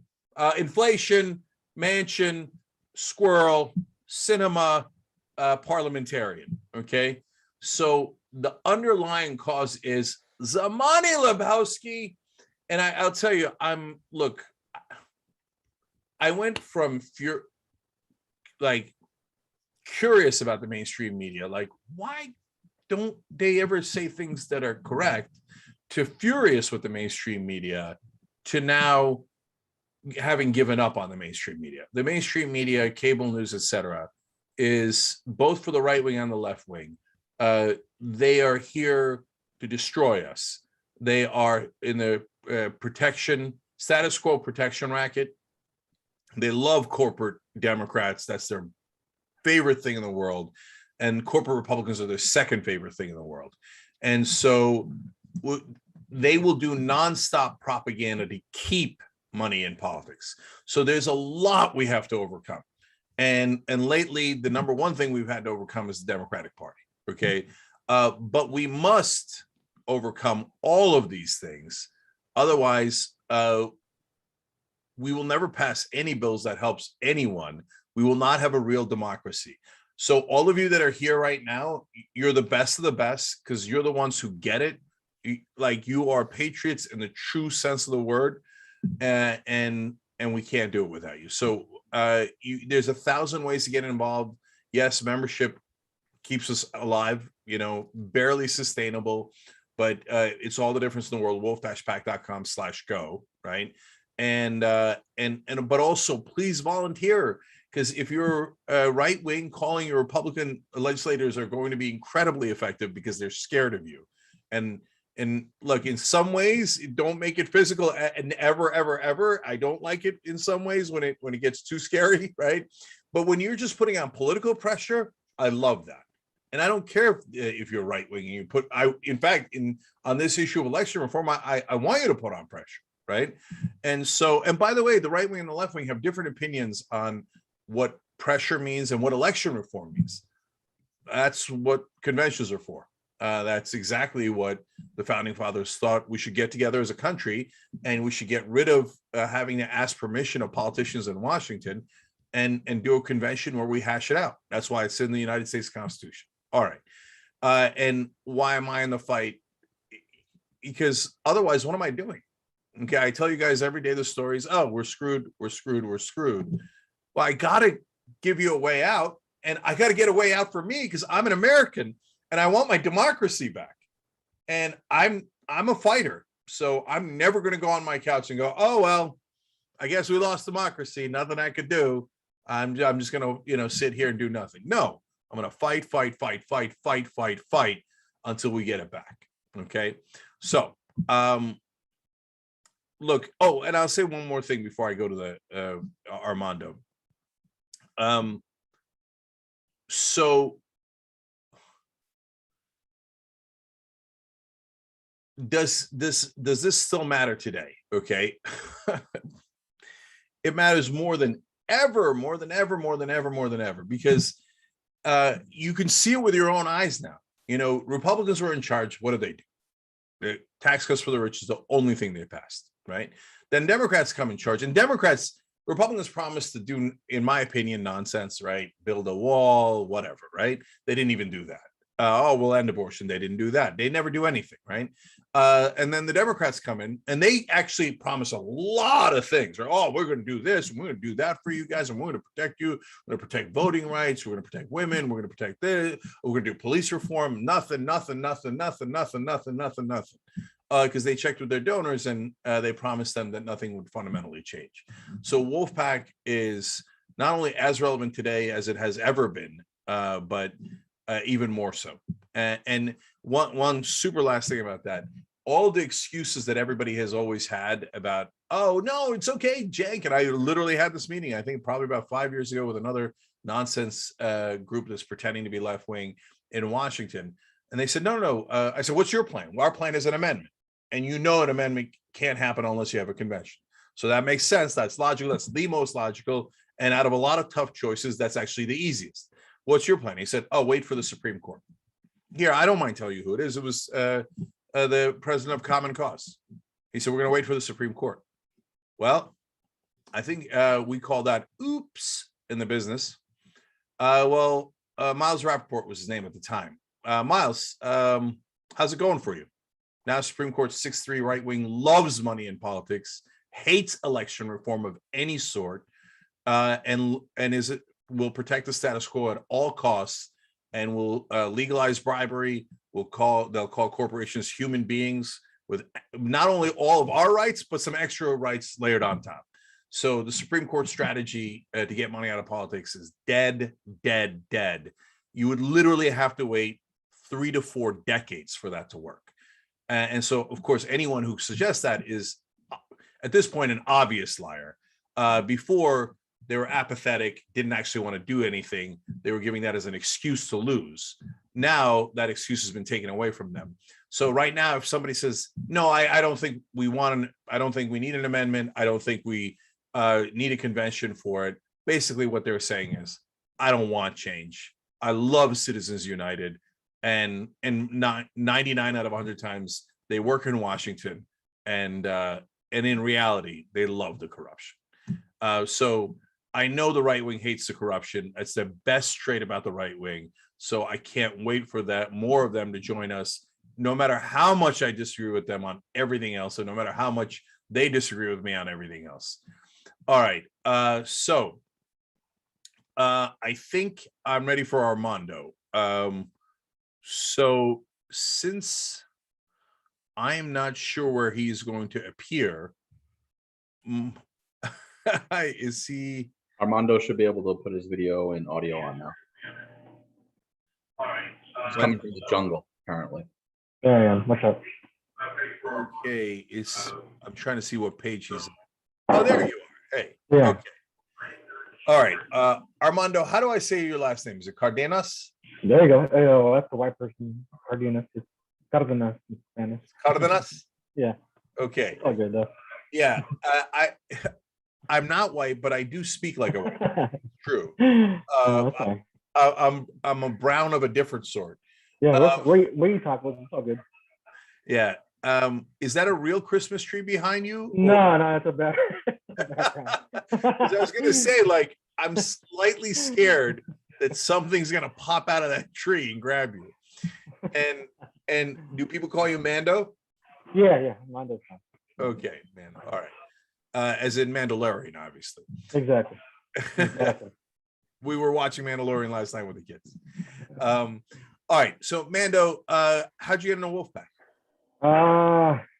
That's a loaded question, man.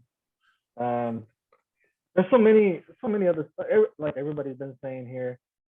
So many other issues that I care about. Inequality, the environment, education, pay, wages,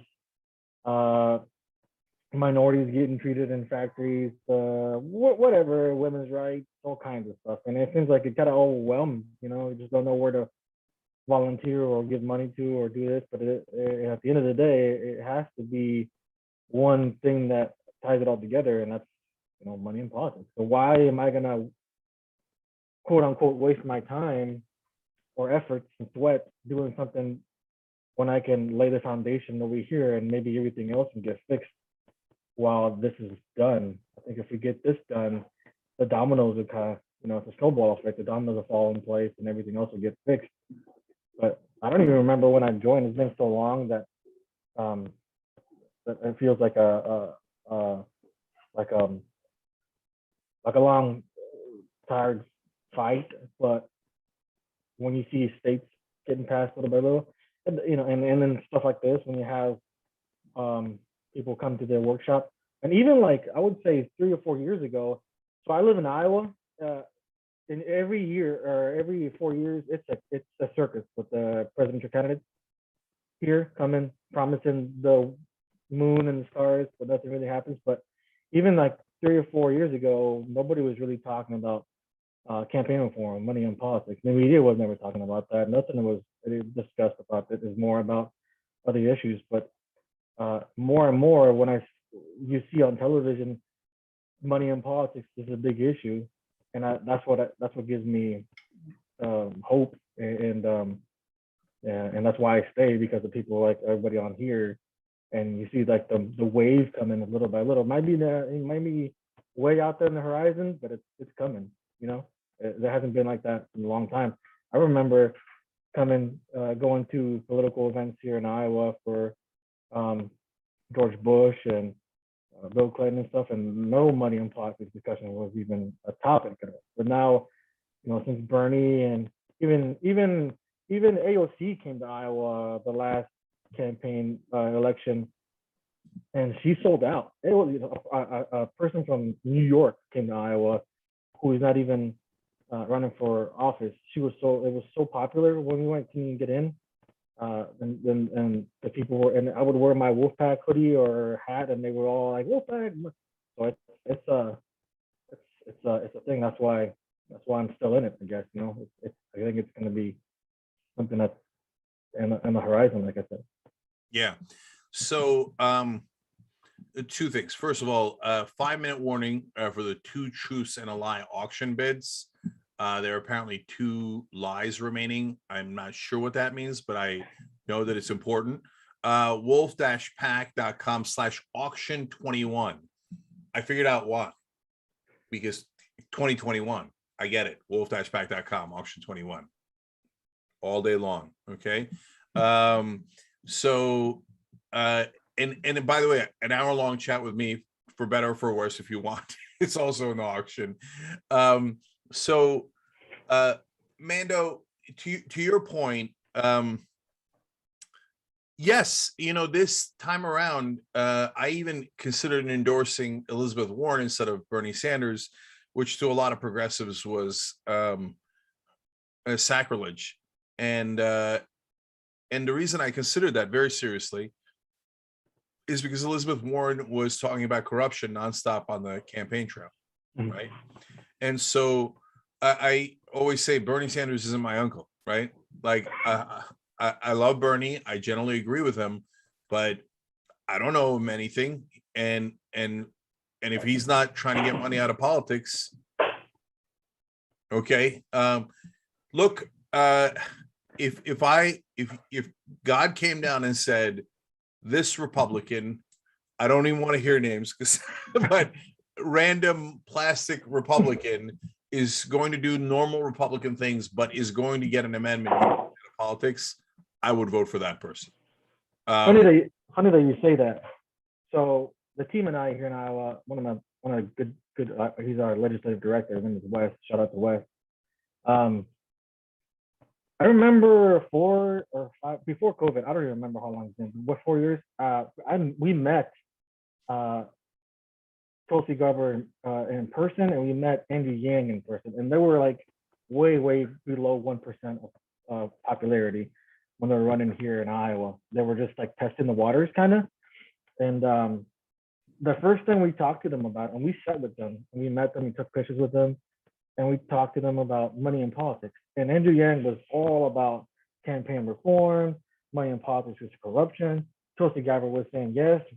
She even came to one of our rallies and one of our Wolf-PAC events, and she gave us a shout out, and she talked about money in politics.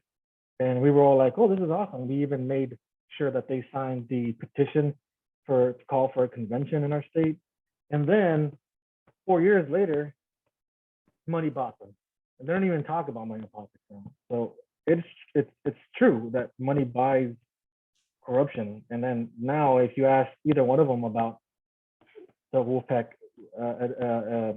resolution, they would be like, "What are you talking about? I don't remember that. What does that mean?"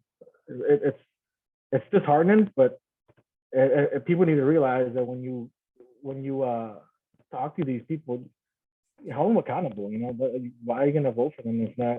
If they're going to say one thing and then they change their mind years later.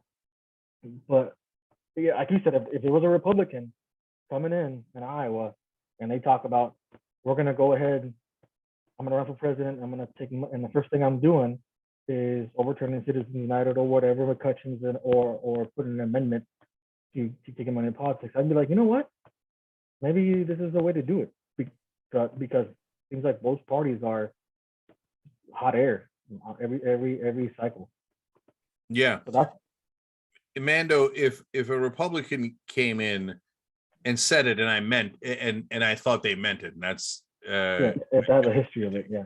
Because I've seen Republicans say drain the swamp and then fill the swamp.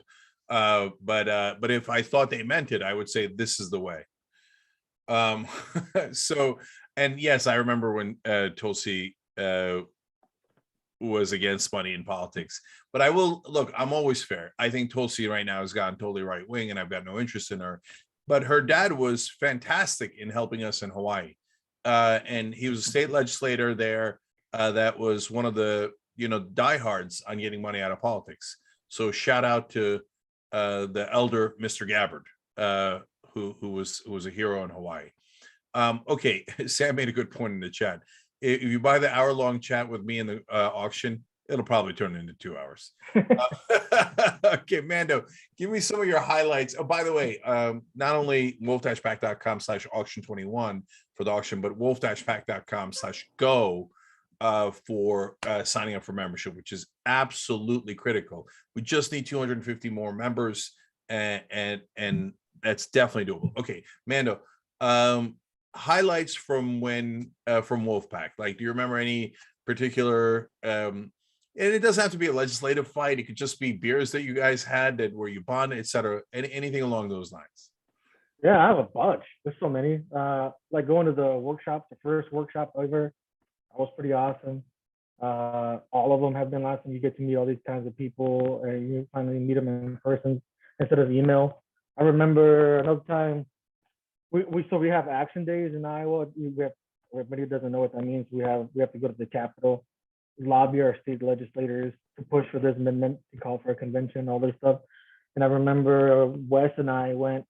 We had a schedule to go to the Capitol, and it was freezing rain in Iowa, and we were like, "Should we go?" And we're like, "Screw it." We went, and it took us like 3 or 4 hours to get to the Capitol, and we were the only ones there as far as like lobbyists or people. And so we talked to everybody, and everybody that we talked to were like, "Well, you guys came in this weather?" And I'm like, so sign up. We look how dedicated we are. Then we had beers afterwards. That was pretty awesome. It was just a nice bonding experience between him and I. Meeting, getting some of the legislators to stay at the Capitol to be in my fantasy football league. That's kind of cool, you know. I got a couple of people on there. One of them is no longer state legislator. But You got state legislators in your fantasy football league? Yeah, I got one. His name is. He's no longer one. He was the first one to give us our to be the sponsor. He's a character, man. He's a DJ and something else, and then he became. I invited him to our fantasy football league. He's like, hell yeah! So he was in our league.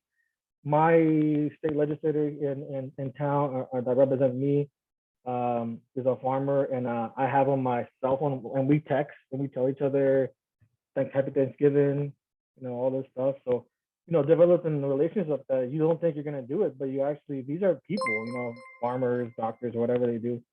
So that's kind of cool. Getting to know all these other organizations that you collaborate with, like, because we go to all these events, and then you meet other people that are other events for either environmental events or minimum wage events, and you kind of network with them, and you get to meet them, and they kind of work together. That's always awesome. You know, those are just some of the few highlights. There's so many.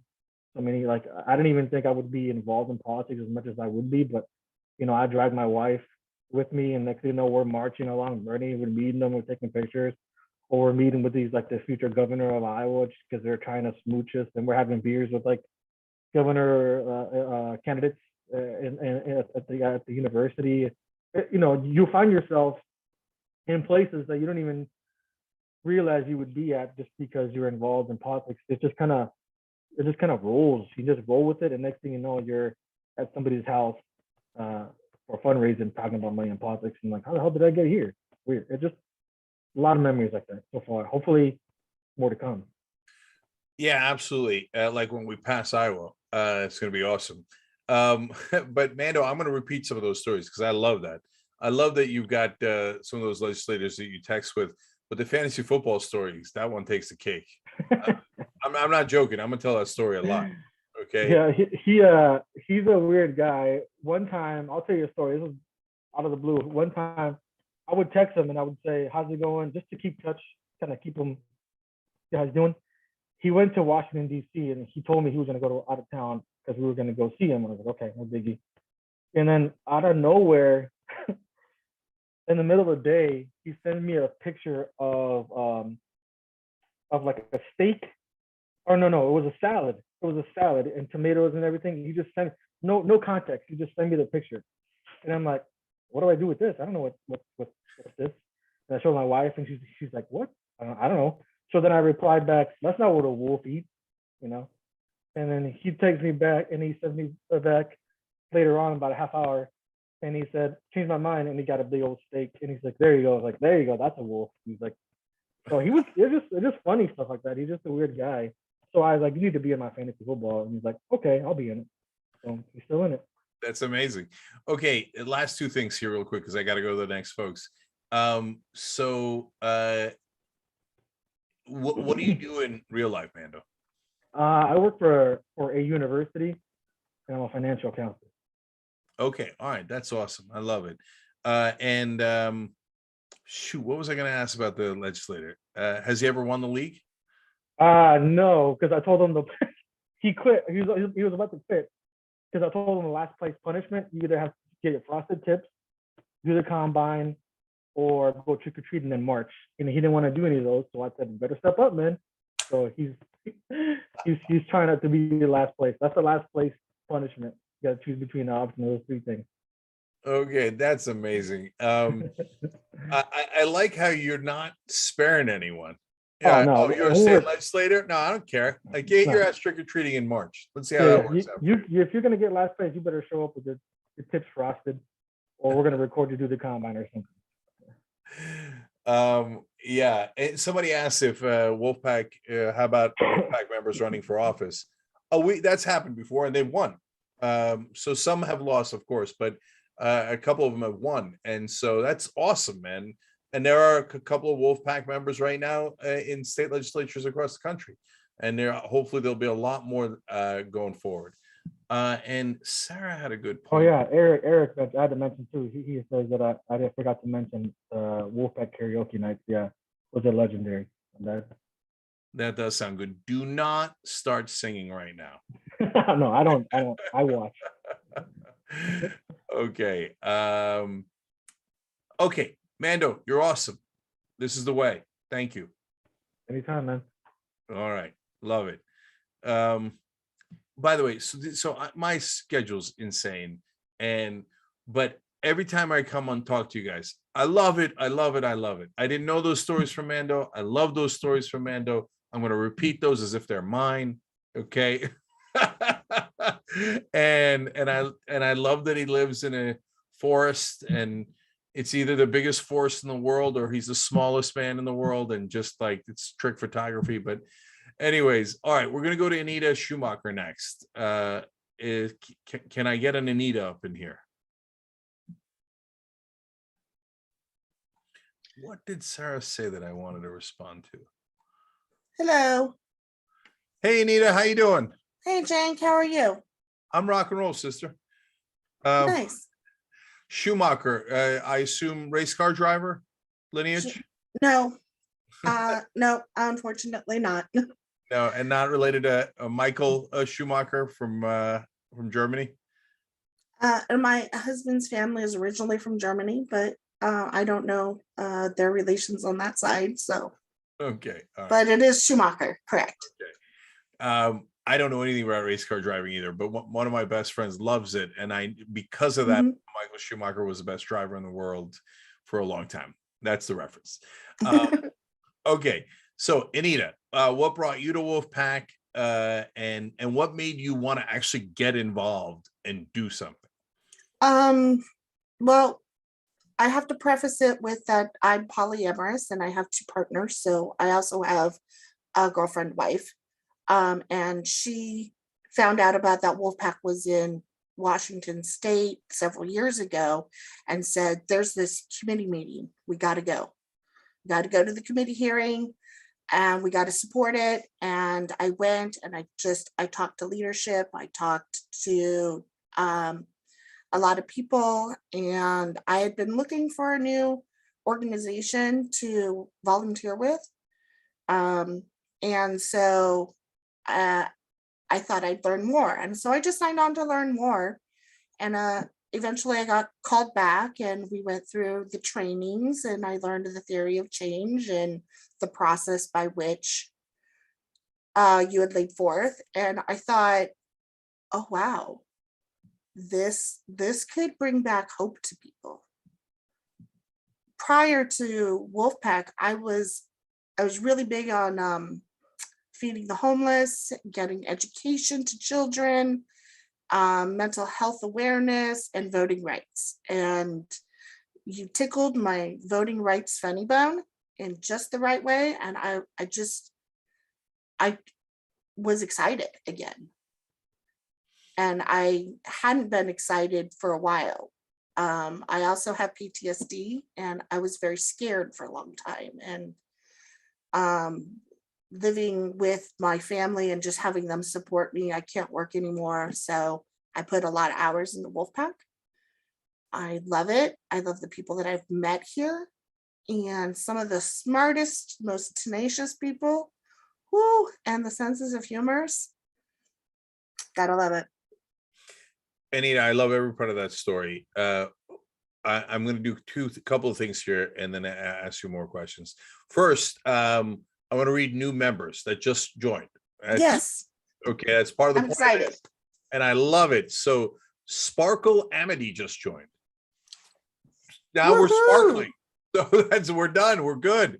Okay, you can't lose if you're sparkling. I love it. Sparkle Amity. Michael Korn, Joyce Butts, Stanley Monroe. Stanley, you're awesome. Thank you. Kathleen Jacobs, Melina Kia. I'll stop there. I've got more coming up in a little bit. I love every new member. wolf-pac.com/go. wolf-pac.com/go. PAC is PAC. Okay. And Sam reminded me that one of his highlights was when conservative Republican operative John Pudner was singing karaoke in a gay bar in Utah with Wolf-PAC members. Okay, so anything is possible. And my ideal, Anita, I want to bring the country together through Wolf-PAC, right? So there's a lot of division, and honestly and unfortunately, I participate in some of that division because the two sides battle, and I'm one of the battlers, right? And I'm in the fight. But at the same time, I would love to work with the right wing to end the corruption. Nothing would make me happier, and nothing would be more important. Okay. Then we can go back to fighting on all the other stuff, right? So, Anita, you mentioned like you're working on the homeless issue, et cetera, and now you're working on this. See, Lessig's right. It's not that the homelessness issue is not as important. It's that unless we solve this first, we can't ever solve the homelessness issue. Like in California, Democrats control everything. They have super majorities. Theoretically, they care about the homeless. And you know what's happening in California? Homelessness has exploded. And why has it exploded? Because Democrats take money from real estate interests. It's some of the biggest owners in California.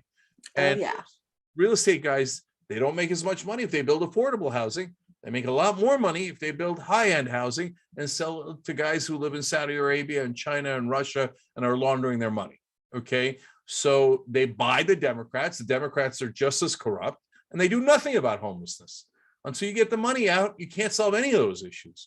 So I think you're absolutely right, Anita. And so let me ask you a little bit more about that. You mentioned you had PTSD. I don't know if you feel comfortable talking about it. Oh, absolutely. Okay, and so tell us, how'd you get it? What happened? Well, I grew up in Southern California, around LA, Orange County, Riverside County. We moved around a lot, and I just lived in some very, very violent neighborhoods. And then a lot of drugs were around in my family and my home. My dad could not make ends meet, so he turned to selling marijuana. He got arrested for that, ruined his career. We lived very poor.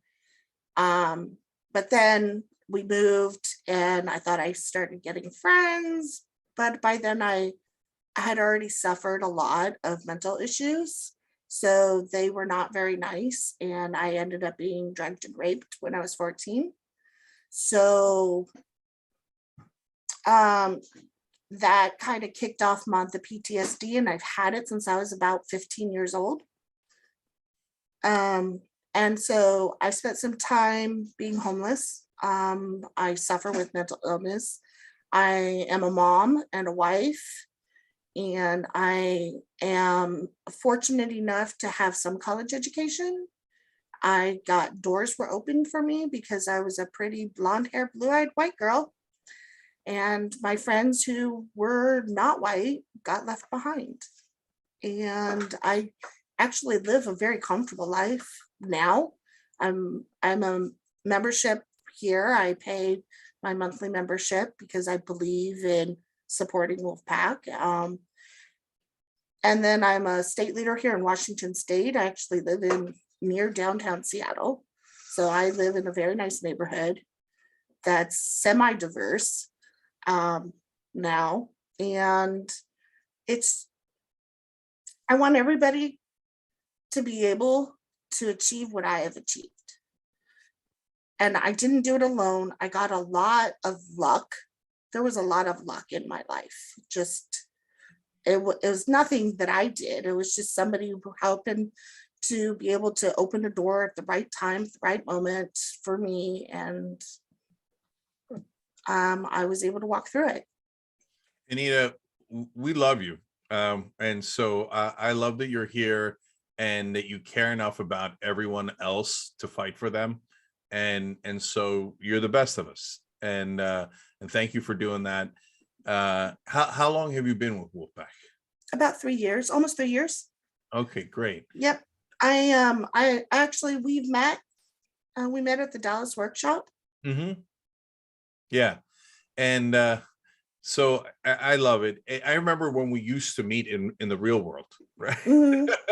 And you mentioned Riverside. My family went there for Christmas 2 years ago. Oh, cool. Yeah. We, that big hotel where they do that giant. I don't know how long it's been since you've been there, but The Mission Inn. yeah. Downtown Riverside, the old Yeah. Mission, Yeah. where they do the lights and the Christmas stuff. Yeah, that's right. Yep. I heard it's haunted as well. So yes, I love that area. Yeah, if I knew that, I would have told the kids a whole bunch of scary stories, which I already did anyway. But yeah, so thank you for putting your time, effort, and heart into this. We appreciate it.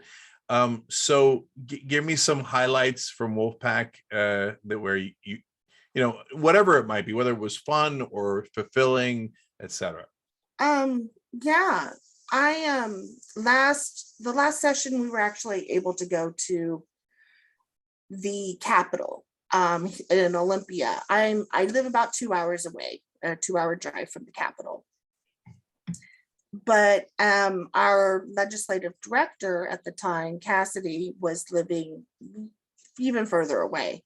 And we would carpool. We would meet up, we would carpool down, we'd do our meetings. I take notes and support her. And then we would, at the end of the day, we would drive home and we would listen to the Young Turks. 2-hour drives, sometimes 3-hour drives. We're listening to the Young Turks. And then sometimes we'd be so late that we'd have to hop on meetings, like conference calls with our national coordinator or other volunteers, and just debrief and talk about what had happened. And we got to be pretty close. She's a good friend. And yeah, I miss that. I miss being able to go down to the Capitol. It's a long slog, but it's worth it. Yeah. Well, look, one of my favorite memories is in Olympia, is in the Capitol in Washington, where we went and it was one of the best lines, not only in my history at Wolf-PAC, but probably in my career, when one of the legislators said, basically, like, I give in. You guys, have shown how much you care about this and how strong you are. And so I submit to the will of the people. And he changed his vote in our favor so that we can get out of committee. And that was a beautiful moment, Anita. It was beautiful moment. It was beautiful. And you made that happen, right? So yeah, everybody chips in, and of course there were other people, but you were a big part of that. And so I love it. We got to keep going. And guys, a lot of you that are in Wolf-PAC, it's it was Bob Hasagawa. And I think he later voted against us. Okay, but that's what I was going to get to, which is the tough times, right? And it's hard not to get discouraged when you're not putting up a ton of wins on a consistent basis. Of course, right? That's humanity. That's normal, right? At the same time, I was just having, of course, I'm over talking here, and I probably have to go to the next person. But one more thing, I was talking to a candidate this morning. I had a breakfast with a candidate who's running here in California for a U.S. congressional seat. First, I told him, look, if you're not interested in getting money out of politics, I'm not interested in you. So this could be a quick breakfast. Toast. Yeah. But I said, look, it's on our side. It's a long, hard slog. But if we're not in the fight, we're not going to win. And And even if you get in there and you don't get money out of politics, you're not going to win on any of these issues. Okay. So we don't have a choice. We've got to fight. And I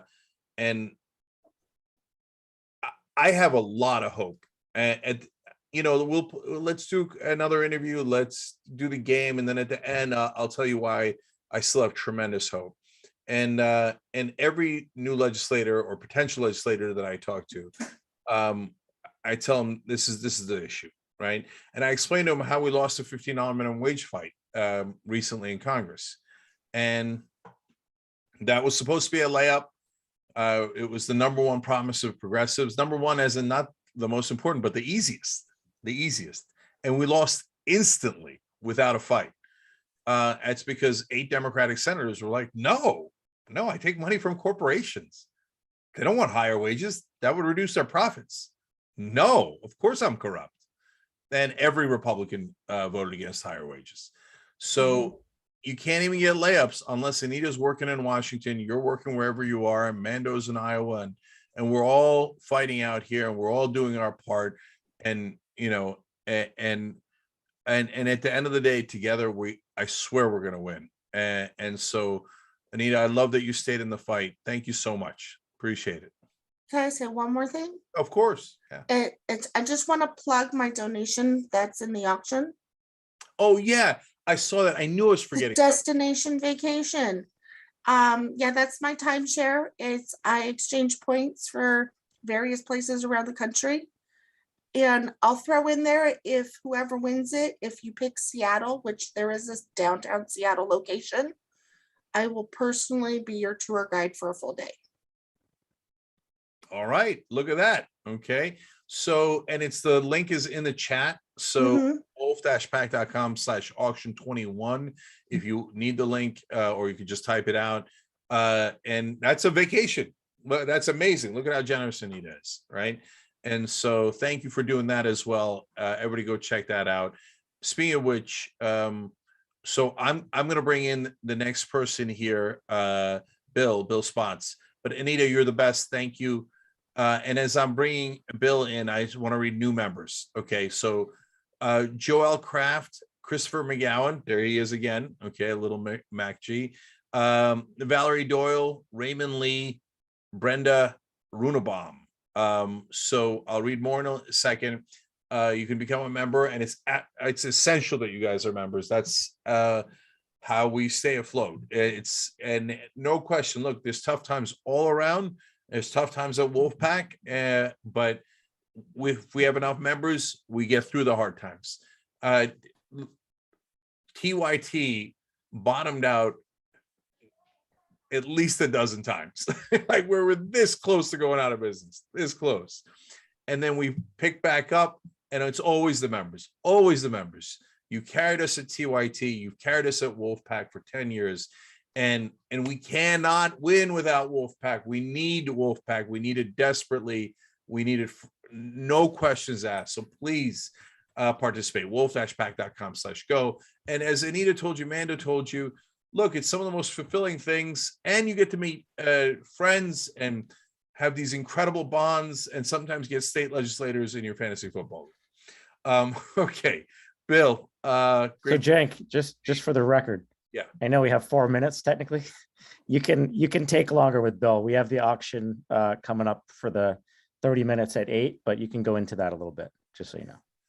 Yeah, I figured. And I figured that you figured that I'm never going to do anything on time. So Steve G is not going to be happy about this, but okay. All right, Steve, you're going to be all right. We'll make it work. Your brother. You're going to be all right. Okay. Everybody's got nice backgrounds. All right. Bill. Except for me, no background. That's true. Tell us how you got into Wolf-PAC, why you got into Wolf-PAC. Okay, so I checked my email archives, and I became a TYT member October 3rd, 2008, which means when Citizens United hit and then Wolf-PAC became a thing. I'd been listening before 2008. You had convinced me completely that you could predict any political issue by determining which side had the most money. And that's not what our country is supposed to be. I checked my Wolf-PAC email archive, and Thanksgiving Day was my 10-year anniversary. I signed up about a month after it started. Sam and Todd hold that over my head. And I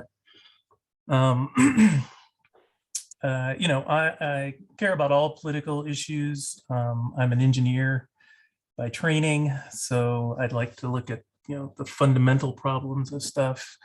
So attacking money in politics was kind of a way of attacking all issues that appealed to me.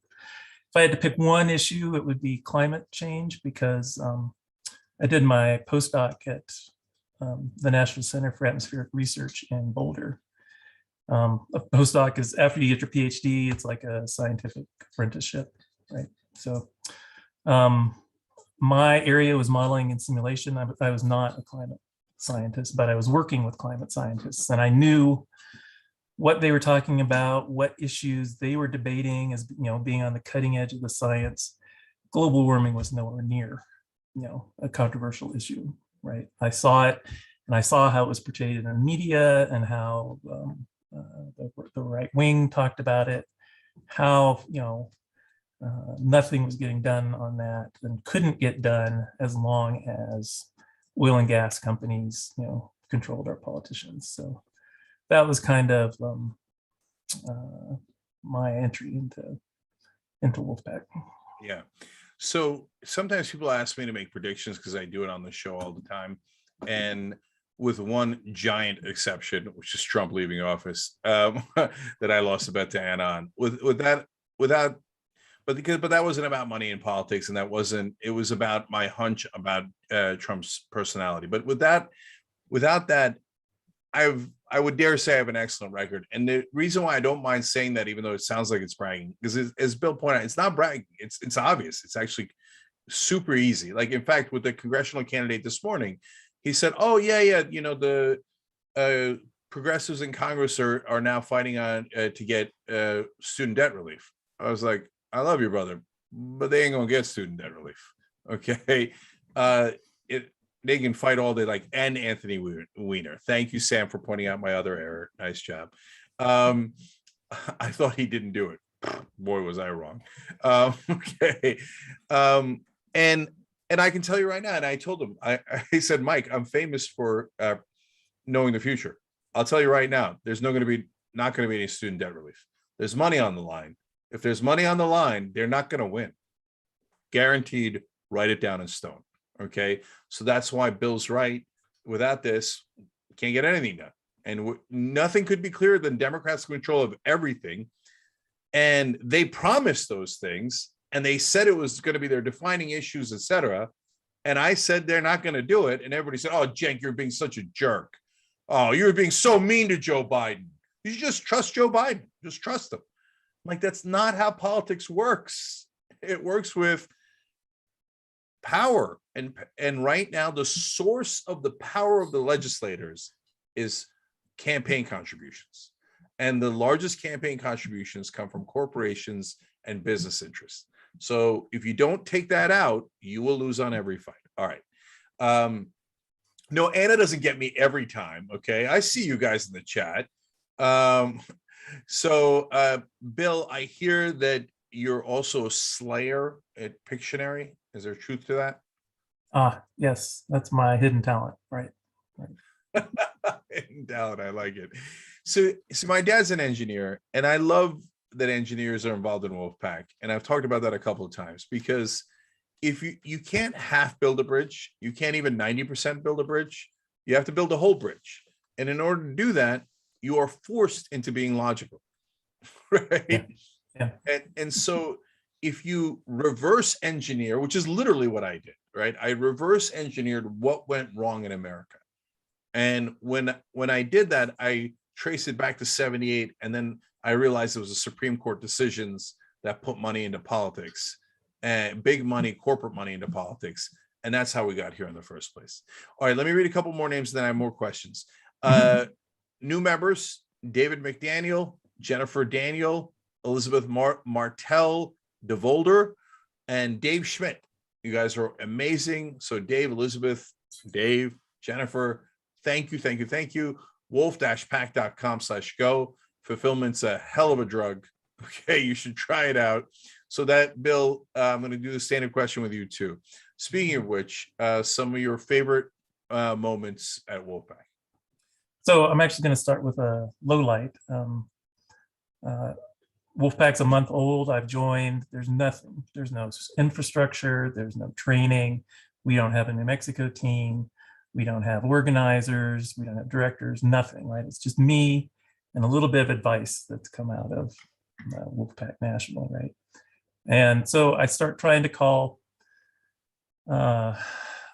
state legislators. I get hold of one, get him on the phone, and we're talking, and it just goes south, right? It just goes, I mean, it was comically bad. And at one point I'm going, no, that's like the exact opposite of what I'm saying. And, you know, it was a bad format, and I didn't prepare correctly. Everything was wrong.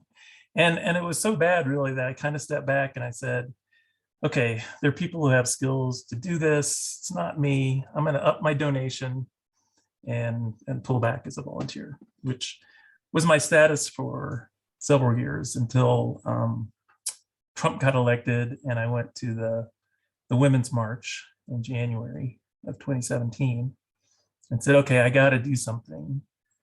This is what I believe in. And I got involved again as a volunteer. And in that time, a bunch of stuff had happened, right? We got a state team, we got organized, and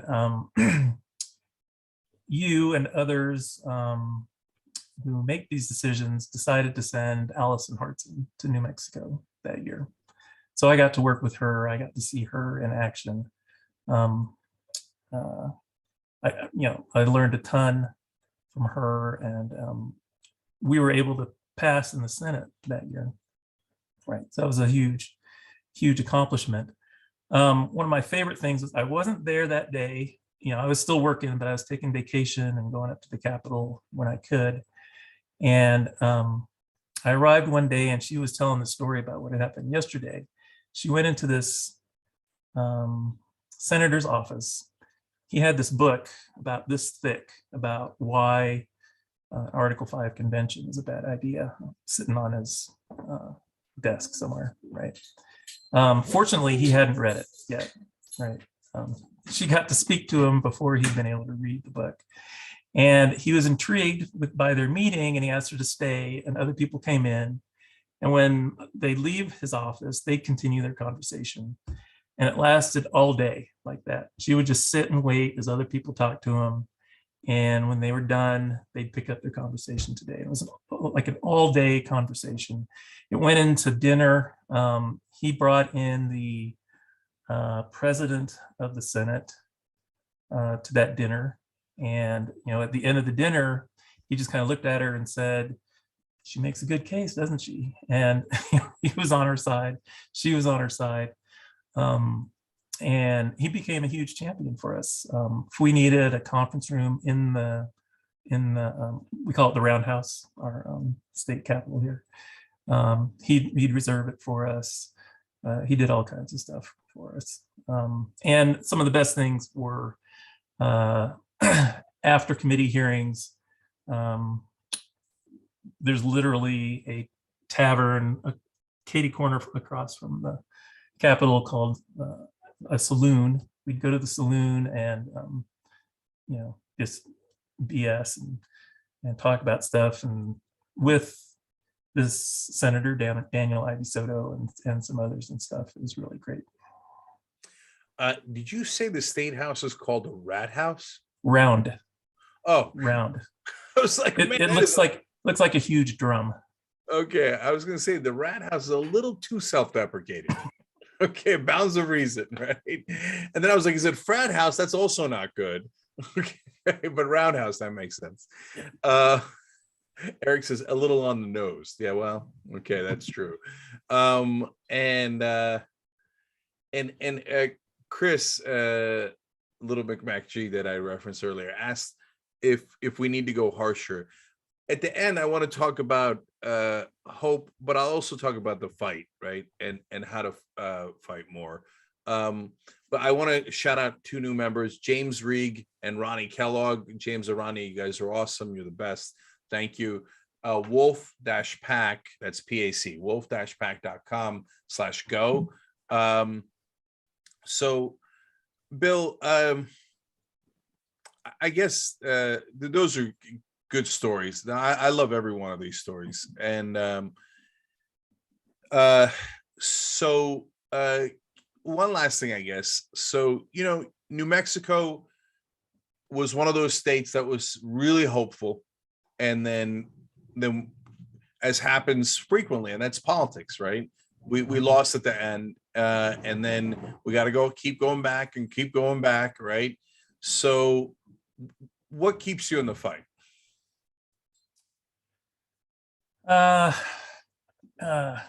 Man. So it does get a little dark. We've had, our Senate champions have said, you've passed in the Senate, now you need to do it in the House before you come back to us. So all of our efforts really have been in the House since then. The speaker is against us. We've had meetings with them. They feel like they're good meetings, and then he assigns us to 3 committees, which is impossible in New Mexico. We just had 2-month sessions, so there's no way to do that.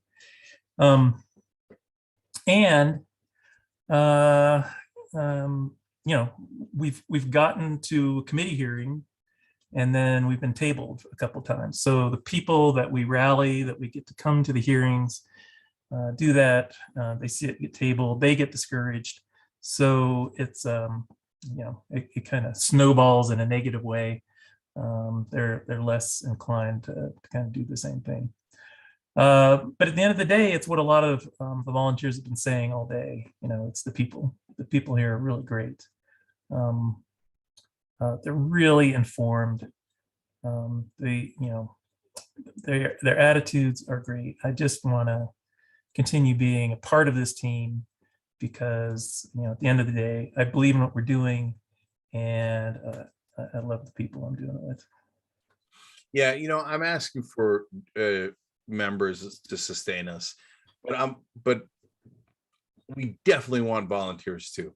Volunteers is the bloodline of Wolf-PAC. That's what we got. So every other group has money, they have connections, etc.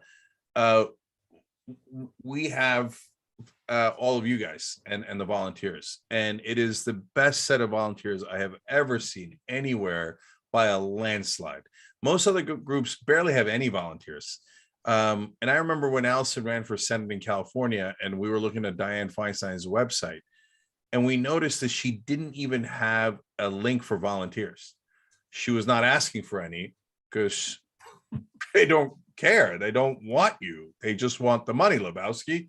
So on the other hand, if you wanted to donate to Feinstein, believe me, she had plenty of opportunities for you to donate, right? But volunteers say, I don't want you. No, I'm the opposite. We have to have enough money, enough members to sustain us. But the volunteers are the ones who make the calls, who reach out to the legislators. And you're hearing some great stories about having dinner and drinks and et cetera, and all these different things with these state legislators. And it does feel shocking, especially if you're not used to it at the national level. You can't talk to a legislator unless you have several $1,000s in checks at least. And it does happen, but it doesn't even need to be that. If all you did was make a couple of calls in your home states when we need to pressure politicians, that makes a giant difference. And then you could feel like, hey, I did something. And it's true, you did. And it makes a difference. And try it a little bit. And if you like it, do a little more, right? Until I got one more story if it came to mind. My wife was out of town, so I was responsible for the kids, and I picked them up after school or whatever. But there was a Senate committee hearing that evening, and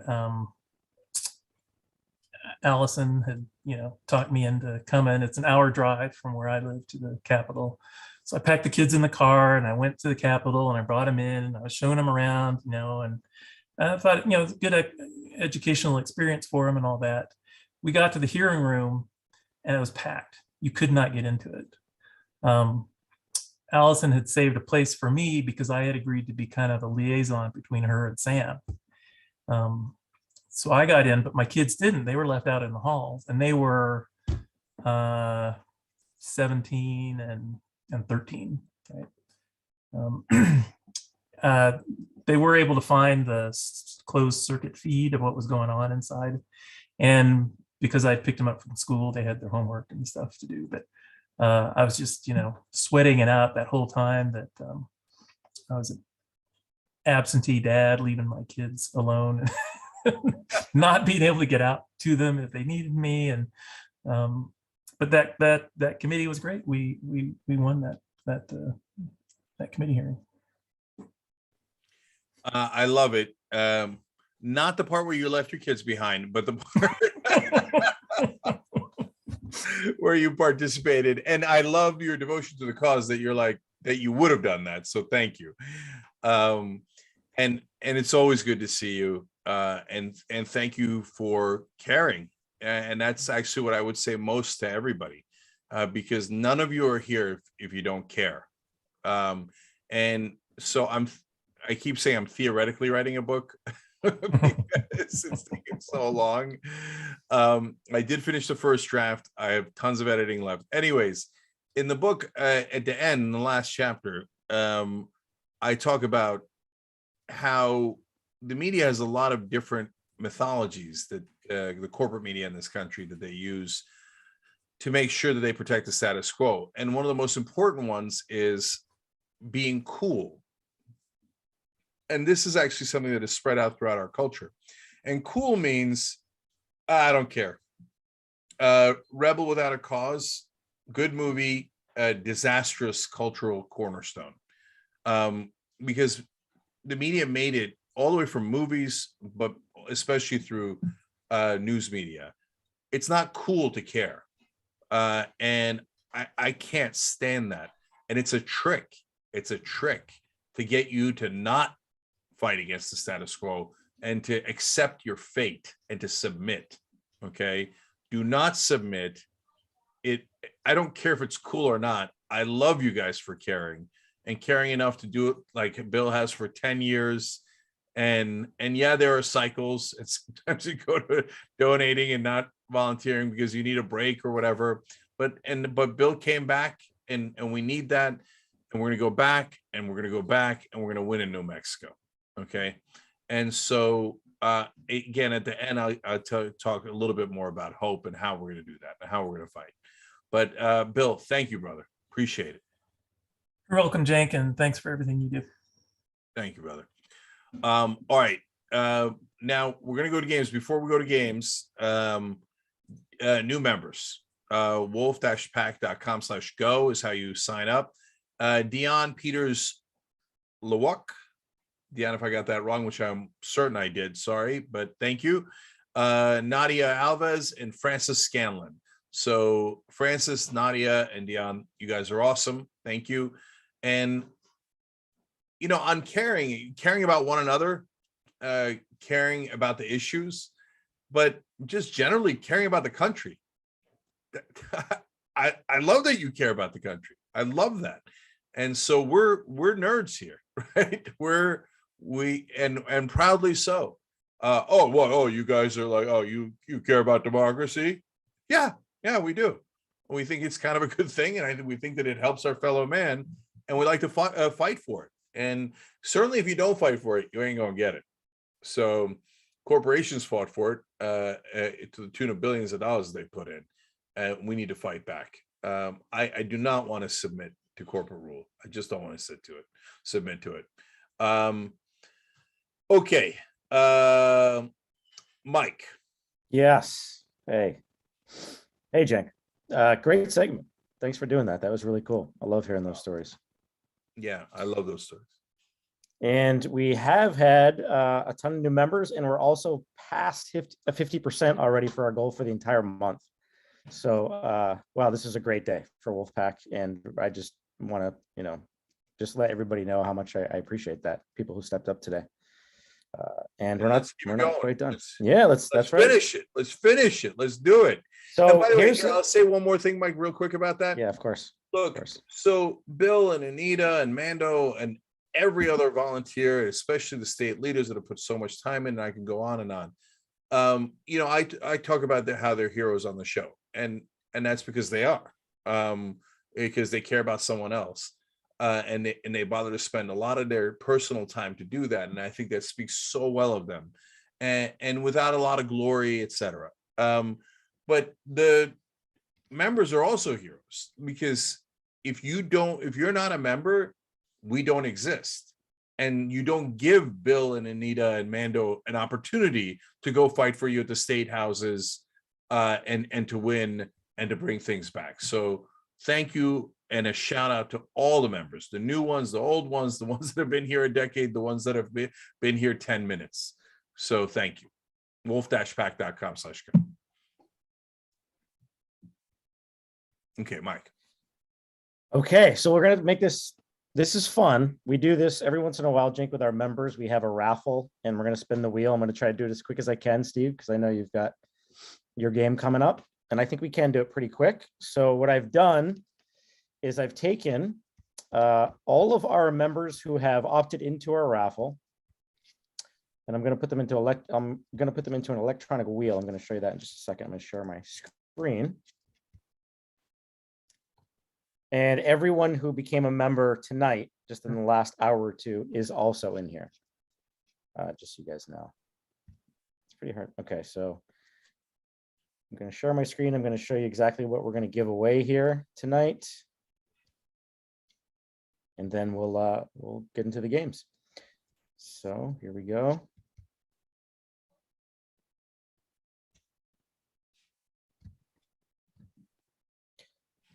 Okay. I assume everyone can see my screen now at this point, correct? We're going to give away standard t-shirts, one of the volunteer design t-shirts. You can go to our website right now and just click on the About tab if you want to see those designs. They were made by a lot of people on our communications team, actually. So pretty cool stuff. We've got some face masks. We've got some notebooks. Those are also awesome. I guess I could actually bring that page up in a second here too. And then this is the wheel. There's a lot of names on here, so it's a little hard to read them. So Cenk, I don't know if you're going to be able, you can see this, right? Yes, I can see it. Yeah. All right. You want to read the winners? I'm going to spin this. Okay. So the first one, just so everyone's on the same page, is going to be, oops, what am I doing? I want to go. Oh, this thing's in my way. There we go. Okay, first one is just going to be the standard Wolf-PAC t-shirt, all right? Just so everyone's on the same page. Let's see who's going to get that. Everyone, I'll just scroll through this. These are all of our members who have opted into our raffle. Any member can opt in at any time. You can just email me. Oh, I also send a form every once in a while. And then you can see some of the names that Cenk just read down here at the bottom, signed up tonight. So all the names are in there. I'm going to go ahead, spin the wheel, and we're going to get our first winner of the evening.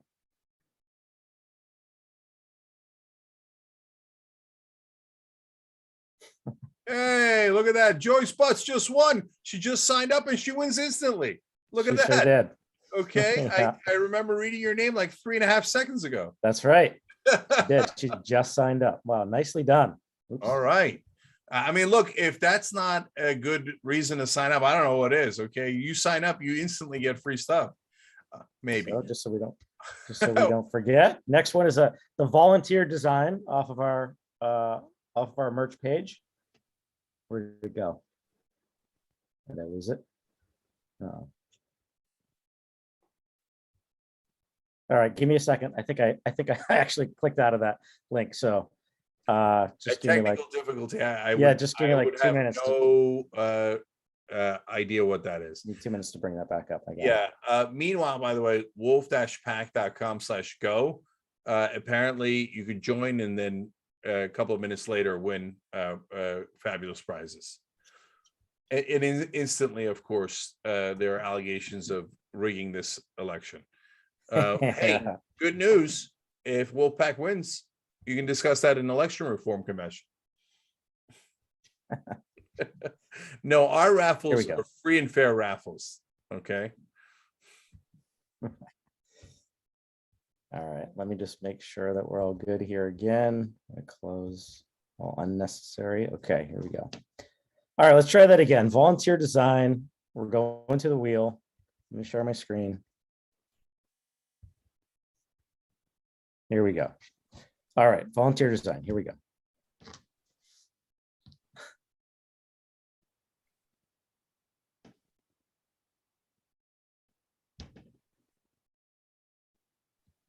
Mary Lou Russell. Da, da, ba, da, da. What did Mary Lou win? A volunteer design t-shirts Yes. designed by our communications team. Very well done. That's all I need for now. Next, we got a Fight Club t-shirt. Those are obviously pretty cool. Oh, I love those. I have one of those. Yep. Am I in this And- raffle or is that cheating? You didn't sign up. You got to opt in, Cenk. Sorry. Well, there you go. So if you don't participate, you don't win. Lesson learned. Oh, look at that. Oh, come on, Christopher McGowan, Little Mac McGee, out of nowhere. It's funny. They were just saying in the chat, hey, can he win twice if he accidentally signed up twice, right? Well, I don't know, but you just won once, so hang in there. You might win twice. Oh, that's great. Yeah, new people. A lot of love here tonight in this raffle. Now we're going to do a face mask. These are handmade by Bunker Joan, by the way. Oh, that's awesome. They're awesome. They are awesome. Here we go. Every time we do things like this, and I forgot to sign up. Now I shouldn't win things, obviously, right? I think those are good. Nancy Howard, da, da, da, da, da, da.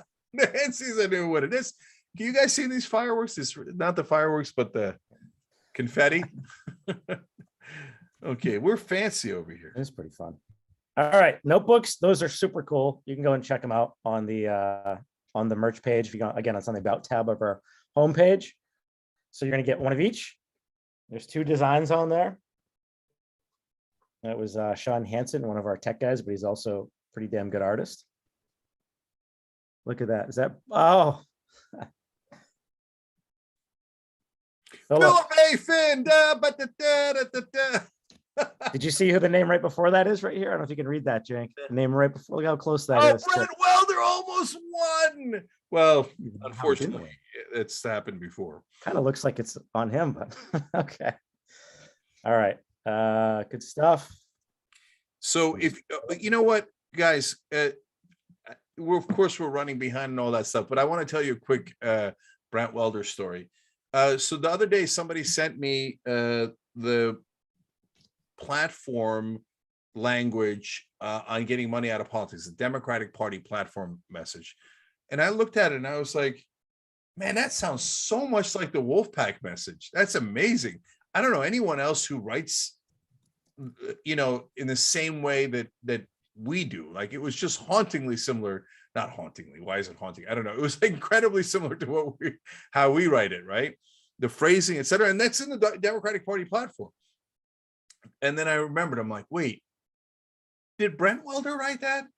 And I asked him, and he's like, he had written the original one back in 2016. And yes, and Brent is a Wolf-PAC member, and a Wolf-PAC member wrote the Democratic Party platform for money in politics. Now, that's the great news. The bad news is they don't listen to that. But that's pretty badass. That's pretty cool. And I was, and Brent was this close to being a U.S. congressperson from Kansas. And he's just an amazing guy. So yeah, that would have been phenomenal. Yep. Well, could have gotten a good one there, and they missed it by just a bit, unfortunately. Yep. And of course, they got a corporate Democrat who has literally done nothing since she's been in office. Yeah, just keeping it. Of course. All right, so I put Brent there because technically it showed that he did win. I don't know where Philip came from, but we'll you're both winners. So let's go. Let's do a standard T-shirt now. I'm back here. Another winner.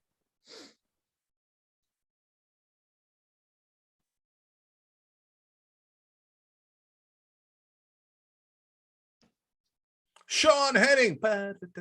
More confetti.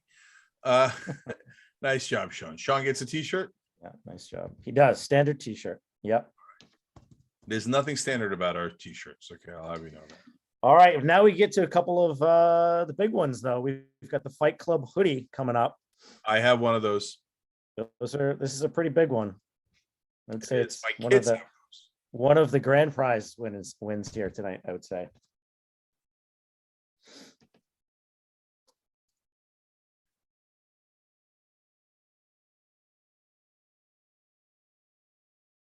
Deidre Hammond. Actually might have won before, but I could be wrong. I'll have to check. Nice win, though. Oops. Hoodie's a big one. Nice win. Yep. And one more standard T-shirt. Here, So I'll again, this model. is what we do once in a while with our members. We'll have a raffle just for fun. We'll have a meeting, and we'll give away some stuff. It's not usually this many things. Although Eric does get a little frustrated if I get carried away sometimes, because he's almost always on those calls. All right, standard T-shirt. Here we go. I'm the Vanna White of this game. I even modeled a shirt. Yeah, looking great, Cenk, over there. Well, oh, look at this. The Godfather, Bob. Is it Raphael? That's what I'm talking about. Yeah, the legend from the Rhode Island team. There you go. Here you go, Bob. Rhode Island for the win. Bob for the win. Godfather for the win. Absolutely. He Okay. made us an offer we couldn't refuse. So now he's got a T-shirt. All right, volunteer design. One more of those. Who's that going to be? Oh, Jason Argento almost. Oh, Jen Loom. Jen, you're awesome. Way to win. Thank you, Jen. Thanks for being a member. And then just two more. Let's do one more of Joan's face mask here first.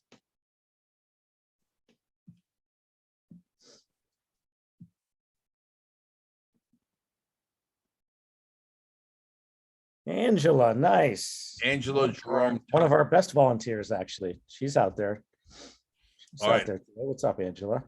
Nice job. Nice job, Angela. Great. I feel like we nearly stopped your name a couple of times. What's that? I feel like we nearly stopped at her name a couple of times. Yeah. And but just hey, like you know, in the States, we nearly win a couple of times, and then all of a sudden we win. All right, last one. We're just going to do a couple more notebooks, and that will be it for the raffle. Here we go.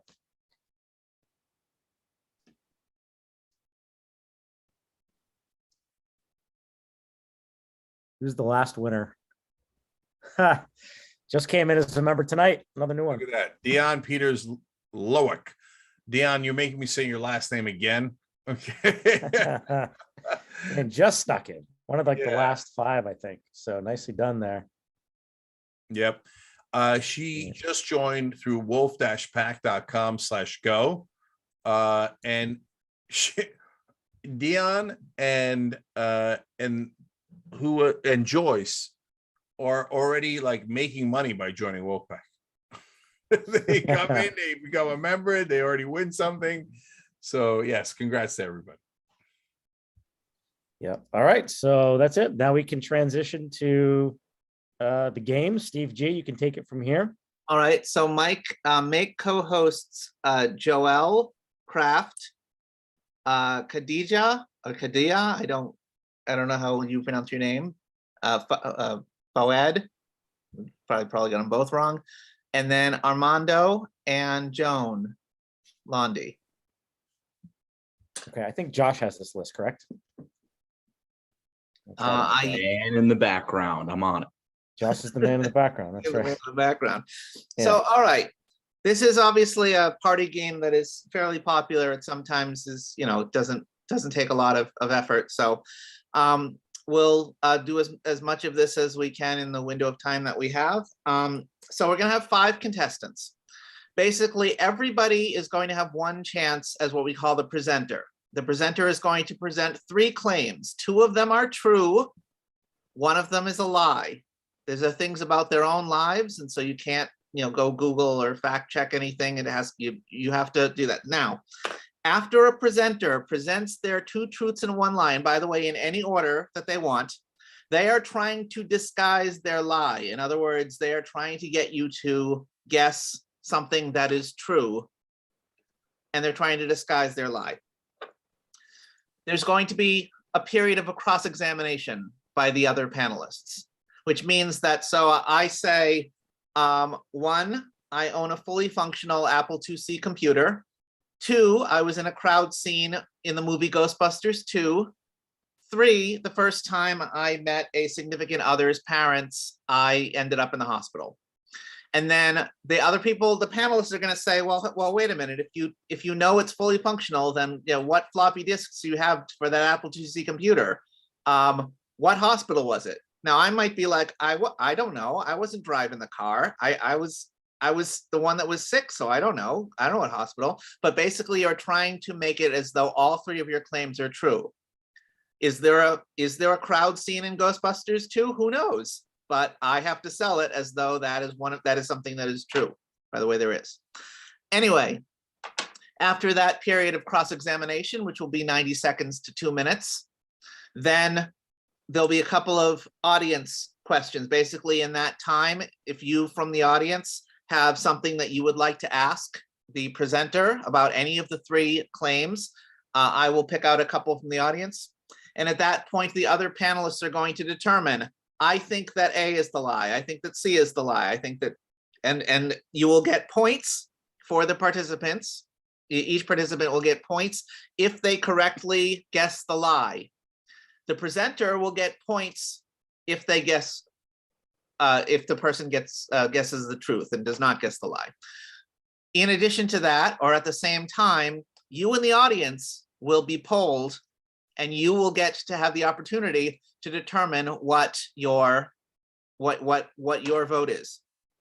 There are bonus points if the lie is hidden well enough from the audience, and there is an extra bonus if the presenter hides all of the hides the lie from everybody, gets an extra thing. The top 2 will make a final round, but we're going to see how this works first of all with Joan. Joan, you're going to be the first presenter. Joan, you either have received or should have received, let me know if you didn't, something that you can read your 2 truths and your lie off of. I'll send it I've to got you them again. written down. Hey, Steve, super quick. Did I miss anybody, or do we have everybody available on video? Okay, so Joan, Joel, Armando, Cenk, Khadija. I have them. Yeah, Khadija, you can put your video on if you'd like. Yeah, unmute yourself, Khadija, and put your video on. By the way, Joel and Khadija won the auction, and we're using Armando and Joan because we wanted to have some people that that have led interesting lives and would contribute in a fun way to this. Great. Joan. Actually, I'm signed in on another computer. So can you make the other person the co-host instead of this login? Sure. What's the name? It's still Khadija Fouad. It's just there's 2 of me in here. Gotcha. I'm gonna do you one better. I'm gonna make both co-hosts. That's how we roll. All right, you're all set. All right, Joan, give me in any order your 2 truths and your lie. Well, there was the blessed event, December 22nd, 1970, when Ted Cruz was born at my hospital in Calgary, Alberta, the Foothills Hospital, and darned if I wasn't a nurse. I can't say I was their nurse, but I was there. Number 2, when Lawrence Lessig declared his candidacy for presidency in 2016, he said he was going to run on campaign finance reform and then just resign if he got that passed. But he didn't declare running mate. So I decided the TYT Lizard ought to be his running mate. And I made him a campaign poster, Lessig Lizard 2016, and sent it to the TYT studios. Okay. Number 3, I got a call from a telemarketer in India, and I charmed him into telling me his real name. By the end of the conversation, he invited me to his house in Mumbai for a home-cooked meal by his wife. All right. Cross-examination begins now. So we all cross-examine Joan? We all cross-examine Joan. Okay, Well, what was the telemarketer's name? Well, he said his name was Steve. And I said, there's no way your name is Steve. And he says, why not, madam? And I said, you're clearly calling me from India. I could hear everybody talking in the background. So eventually he told me his name was Anjit. Anjit, okay.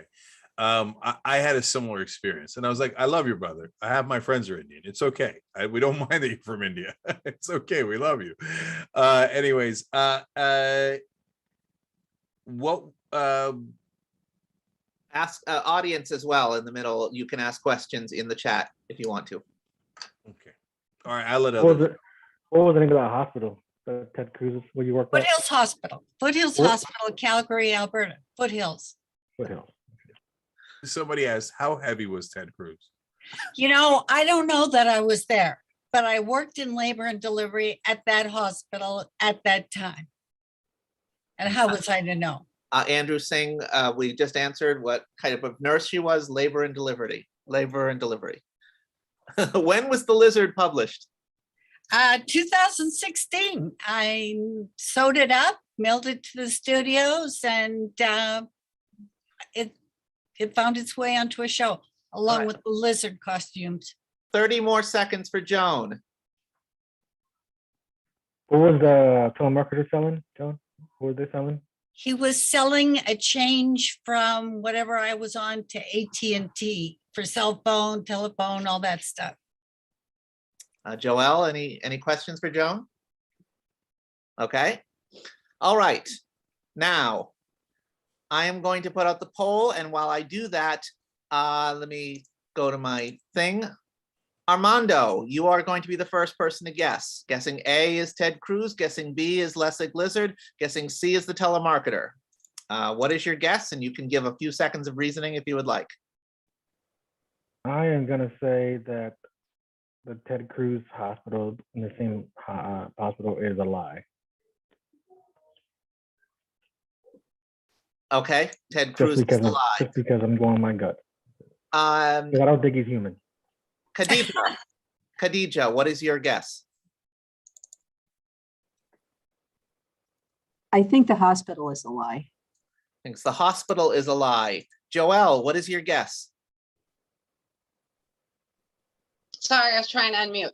I think that the campaign poster is a lie. Okay, Cenk, what is your guess? So, number one, I agree with Justin that Joan is too good at this. Okay. Number two, having seen Joan in action on the phone, I don't think there isn't anyone she couldn't convince to make her a home-cooked meal, whether it's here or in India. Number two, from Calgary to Cancun makes sense. So I'm going with the lizard poster. I feel like there was a lot of lizard material. I don't quite remember the lizard Lessig poster, so I think that one's the lie. And by the way, quick shout out, Davian Hall McKinsey just joined. So Davian, welcome.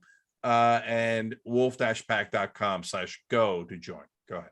All right. So Joan, please reveal your lie. Number one, I actually did work at that hospital in labor and delivery, but not until 1975. So not until 5 years after. Yeah, I graduated in 1975. All right, so Armando will get points, Khadija will get points for this, and then Joan will get some points for fooling Joelle and fooling Cenk. Is there a Cenk Uygur who is playing this game? Okay. Cenk. I already love this game, and I love how excited Khadija got when she got the right answer for Joan. I'm right there with you, sister. And by the way, my middle name is Kadir, so it's kind of close. All right, so here are my 3 lies, and ooh, that was a tell. You're 2 truths and 1 lie in. Oh, Yeah. I should. Bo asked me, do I want to share the poll results? Yes. 28% correctly guessed the lie. So Joan does not get the extra bonus points, but the other, it was split pretty evenly, but 28% guessed the lie. Thank you, Bo. Go, Cenk. All right. So I've got a lot of stories from a lot of years. It was hard to pick here, but all right. I had 3 different knives pulled on me in junior high and high school growing up in New Jersey. And 2 of them were on the football team. The quarterback pulled a knife on me in junior high. The cornerback pulled a knife on me in high school. And then a guy who was a local thug pulled a knife on me somewhere in the middle. I forget exactly. And then his friend tried to run me over with a motorcycle. No one ever got arrested. It was Jersey. Okay. So second one is one of the most famous directors in the country was on the show, not a big deal. And we talked about an idea that I had.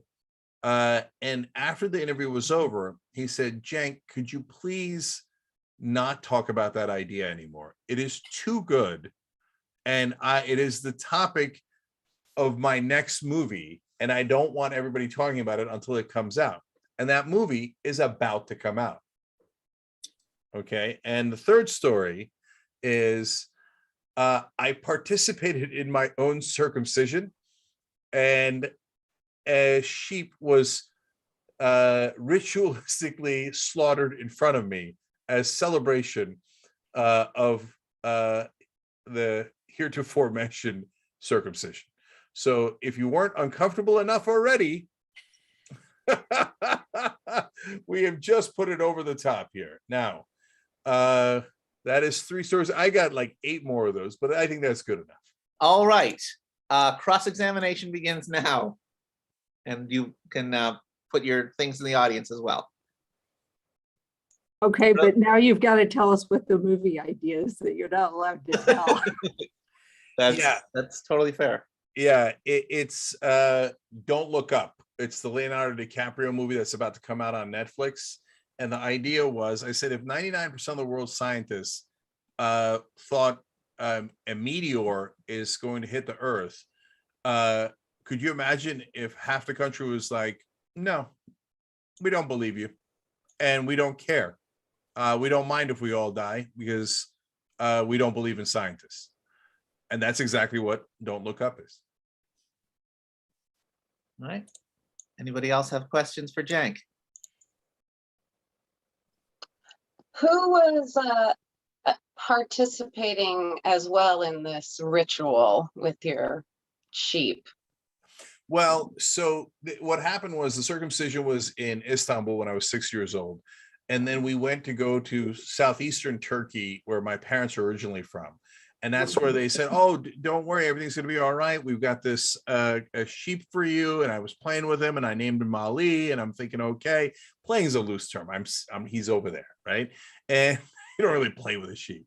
And they're like, okay, now Ali's here. And then they cut his throat.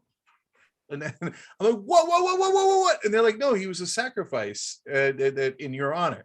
Now, don't get freaked out. He was killed in a don't get freaked. He was killed in a halal way. Okay. And well, of course. Yes. And it was, by the way, it's a great Muslim tradition because in your honor, yes, you eat a little piece of it, but you give most of it to the poor.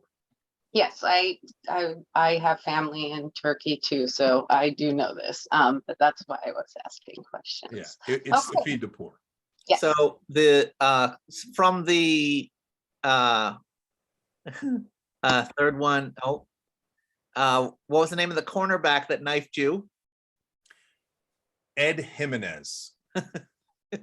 And I thought you guys were going to ask why, because I was dating his sister.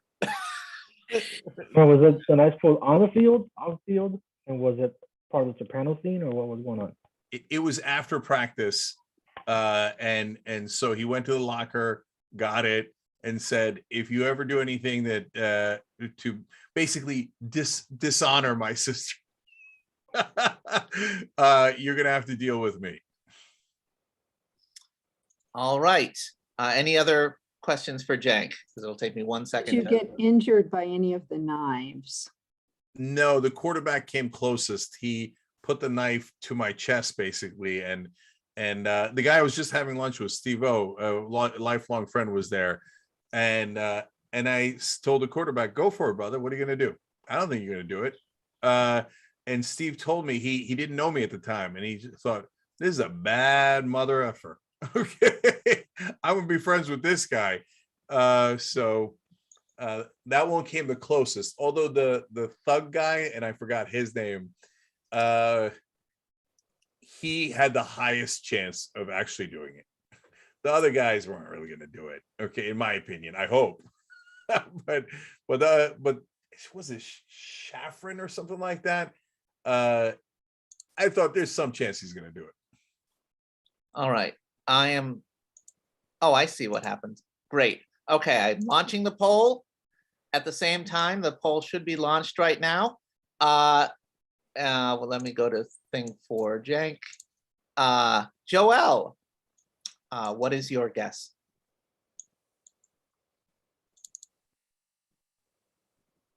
I'm thinking that it's the circumcision, actually. I'm thinking that it didn't quite go the way that he's saying that it did. So I think that's the lie. Armando, what is your lie?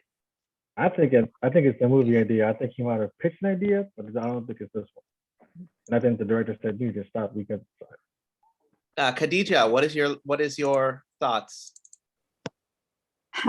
So, all right, I know the circumcision is true because I'm a TYT member and he talked about it. Right.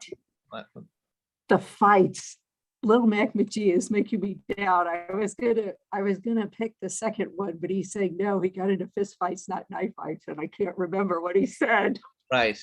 By the But way, I think I'll go with my original guess, which was the movie topic, and I hope I'm not wrong. I probably Movie should have topic. said Little Mac McGee, but I just. By the way, he said a lot of things on TYT. We don't know if every detail of this story is true. Joan. I think number 3 is the lie. I know that number 1 is right, or I think I do. Number 2 is very plausible. Number 3, I know those things take place, but I just have a feeling he squeaked out. I have a feeling he squeaked out. All right, we're ending the poll. Cenk, what is your lie? So first of all, shout out to Pam Munholland, who just joined, wolf-pac.com/go to become a member. You see how much fun we have? You see this? Okay. So let me explain real quick. I'm surprised nobody asked, how did I participate in my circumcision? But yes, that one was true. I participated by giving myself the painkiller because that's what the doctor suggested. And I thought it was a terrible idea, but I did. And I gave myself the shot. He showed me how, of course. And Ali was real, and Ali was eaten that night. But again, it was mainly to help the poor. And the meteor idea is absolutely true. The director is Adam McKay, and he said, Cenk, I can't believe you said that hypothetical. Please, as a favor, don't talk about it too much on the show, because I got Leo DiCaprio, I got all these amazing people, and I don't want people talking about it and thinking it's normal or boring by the time it comes out. So bless his heart. Adam's an awesome progressive, by the way. And so the 3 knives story is the one that's false, but only because Edwin threatened me with a knife, but didn't actually bring the knife. The other 2 had the knives. They did point them at me. One of them did put it up to my chest, but I was sure that Edwin had a knife, but he didn't actually brandish it as he was threatening me. Okay, so you fooled everybody, which means you get the bonus for the panel. You fooled all 4 of them. Woohoo! Although not the audience. The audience was actually super on this one, and 52% of the audience knew that it was A, but nobody in the poll. So, all right. Can I just say that, Sarah, I see you in the chat. Cenk had a girlfriend in high school, she asked. dated a person who won a Miss Universe pageant. But believe me, Lizette was my first girlfriend, and I was so thrilled that she said yes. You have no idea.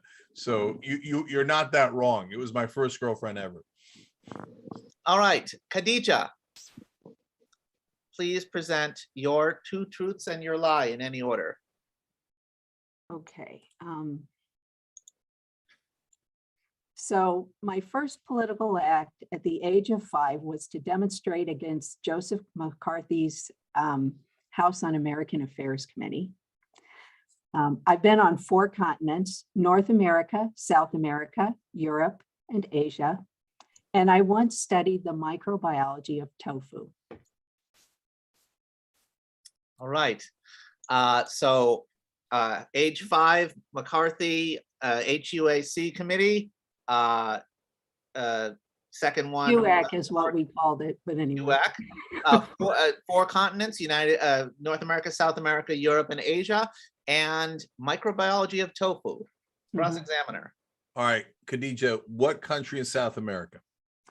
Peru, and I have the swag here. It's an alpaca shawl. Man, you came prepared. Which country in Asia? So Asia, I visited a couple, but I got this from Jordan. It's hard to see. It's a little glass thingy. All right. I'm done. I mean, she's so prepared. Other questions? Other questions from Khadija? Mike Nader says she was on 5 continents, two times, not 3. Tofu story has to be true. Anybody have a question? Robert asked, why did you study microbiology of tofu? Well, it's kind of a long story. I was originally going to look at organisms that can degrade carbon monoxide, and I had trouble growing them. And so I needed another project, and my mentor said, you know, there's this tofu factory and you could go there and take some samples. So I switched to the tofu thing. All right. Any other questions before we move on? What was your purpose of, what were you looking to get out of in your microbiology with tofu? Where were you going with that? So I wanted to know where the organisms could get into the tofu during the manufacturing process, so we could get an idea for those manufacturers about how good their sell-by dates were. And so the short version is once they cook the soybeans to get the soy milk out, most of the bacteria die. So then anything that gets in was introduced after that. That's what I found. Justin says, what does a wolf want with tofu? All right, I am opening the poll. So for Khadija's thing, Joan, what is your guess? Number 1, I think she's too young. Okay. Cenk, what is your guess? Now all of a sudden, Joan got me questioning myself. Okay. I'm going to go with my gut. Even though she clearly knows microbiology and clearly studied something of that sort, she seemed more hesitant in those answers. So I'm going tofu's the lie. Armando. Yeah, I'm gonna go with tofu because she must have studied something else, but just not tofu. Joelle. I was actually going tofu because she didn't give me any scientific terms, and that's kind of what I was trying to get, which if she had studied, she might give us a little something more. So I'm hoping that I might finally be right on one, but I'm just here to play. So all right, poll has ended. Khadija, what is your lie? So my lie is the number of continents I visited. My daughter went to Peru, and she gave me the shawl. I knew it. You were too prepared for it.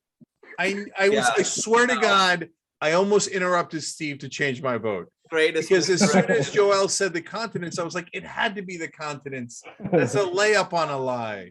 I She thought was too somebody would say she prepared. does protest too much when I had all No, the swag, but it was a misdirection that was worthy of everything. Like literally, she was like, "Yes, I have this. I have these two things right here. These two things, everybody." Yeah. Well and if played. you Google me, you'll find my paper on microbiology of tofu. Just saying. Oh, I can't wait. All right. You have no of idea. that- I am such a nerd that way. I will be reading it. Joelle, hit me with your two. That cannot be one of them, but hit me with your two truths and your lie. So I am allergic to coastal and inland grasses and trees and pollen and pretty much the entire planet. Okay. So my second thing is I got my child off of Craigslist. And the third thing is I have 13 pets. All right. So allergic to inland trees and other things. Got her child off of Craigslist. 13 pets. Cross-examiner. Are do you you mean? allergic to the tree behind Mando? Probably. Yo, yes, that will literally kill me. If you get me in a room with that by or alone, well, just trapped in a room, my lungs will start to close up and I won't be able to breathe. Unless it's fake. And then if it's fake, then I'm fine. It's fake. Oh, then I'm fine. What do you mean you got your child from Craigslist?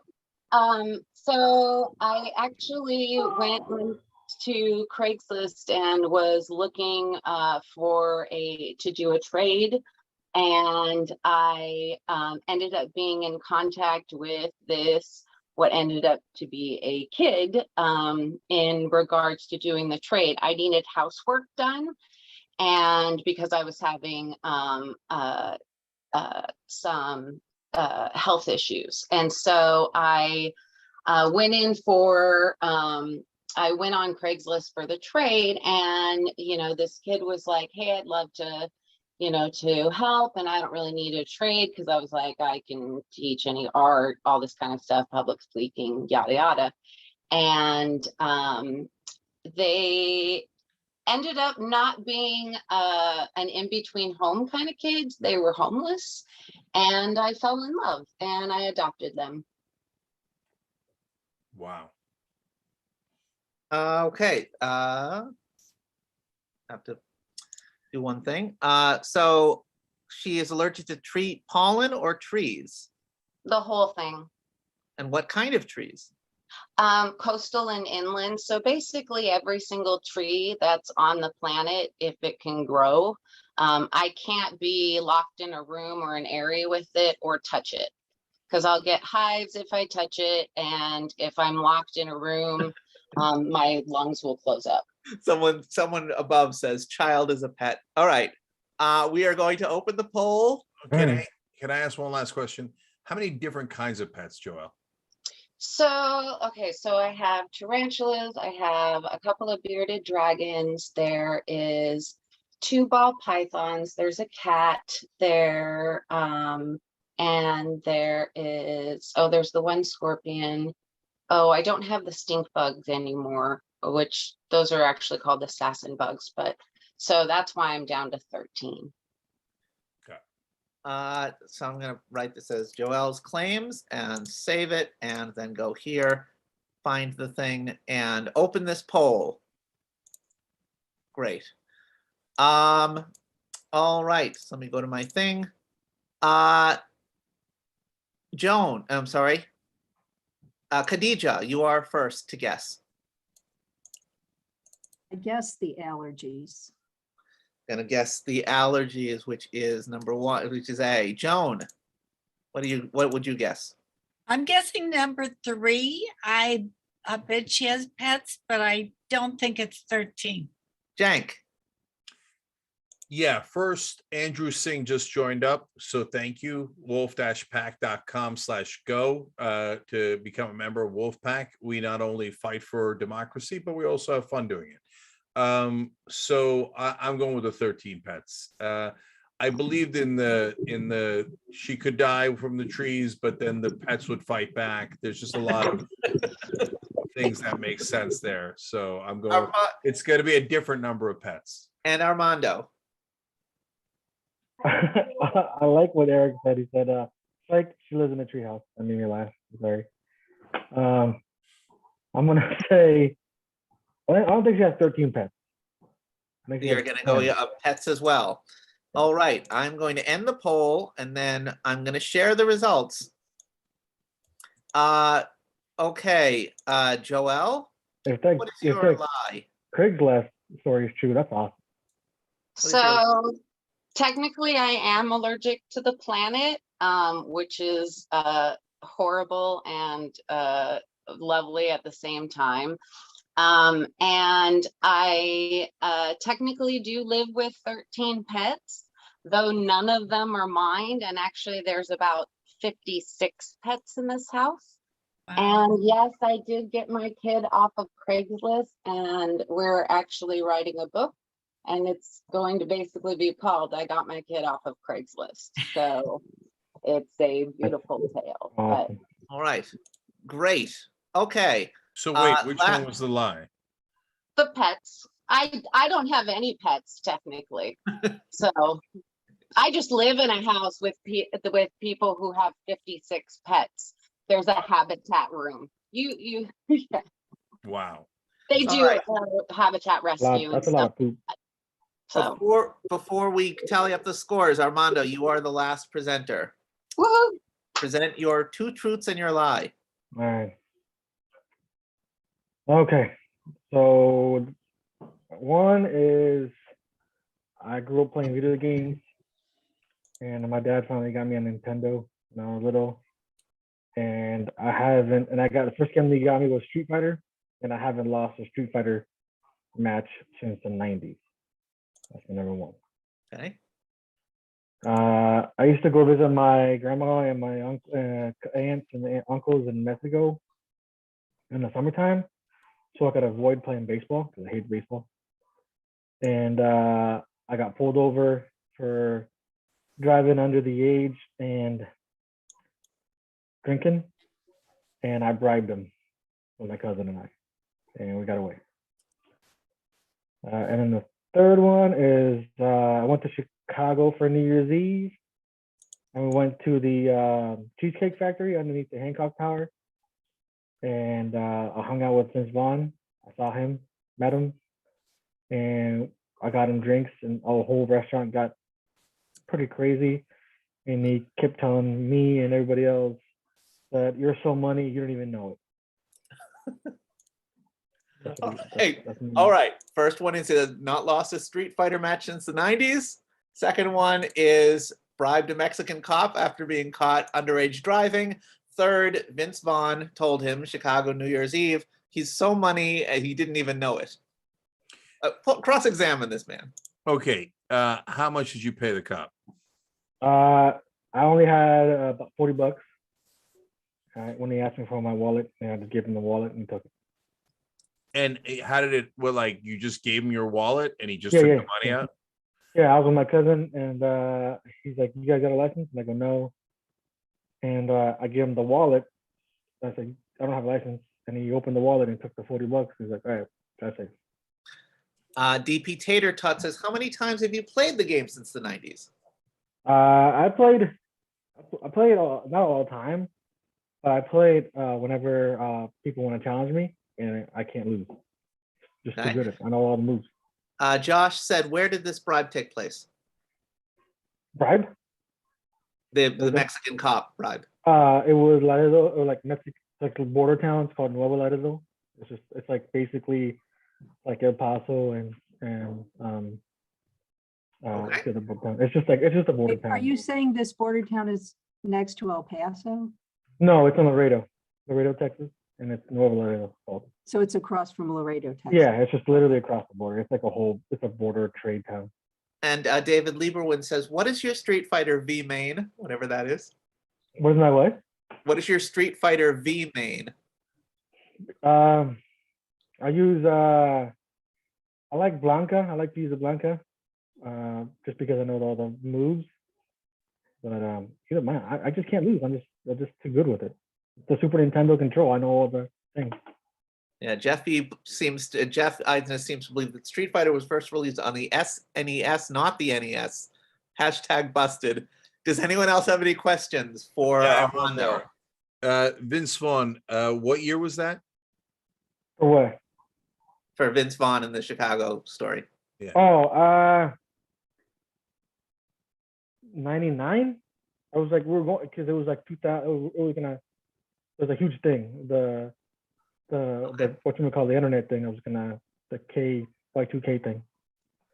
All right, and then Andrew Singh says, what time did this interaction with the cop happen? What time of day? It was like the evening. It was like we were younger age. We were just goofing around. So it was probably like around 7 or 8, cruising. All right. You're muted, Joel. You're muted. Story of my life. When was the last time that you played Street Fighter? This summer we went to like a brewery and they have like the free games. They're having a tournament and I was like, oh, I'll play it. And unstoppable. I won free pizza. So you won the tournament? Yeah, there's only like 5 people. It's a small thing.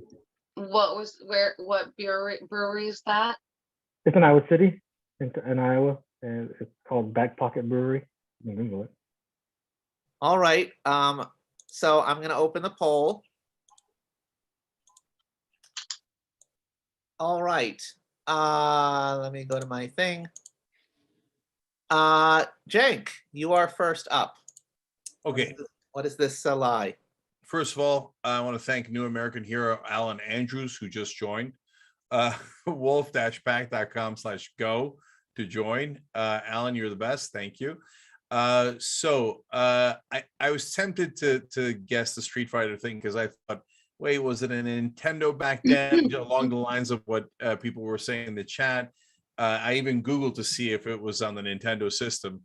I don't know if that's allowed, but I did it. I'm just being honest about it.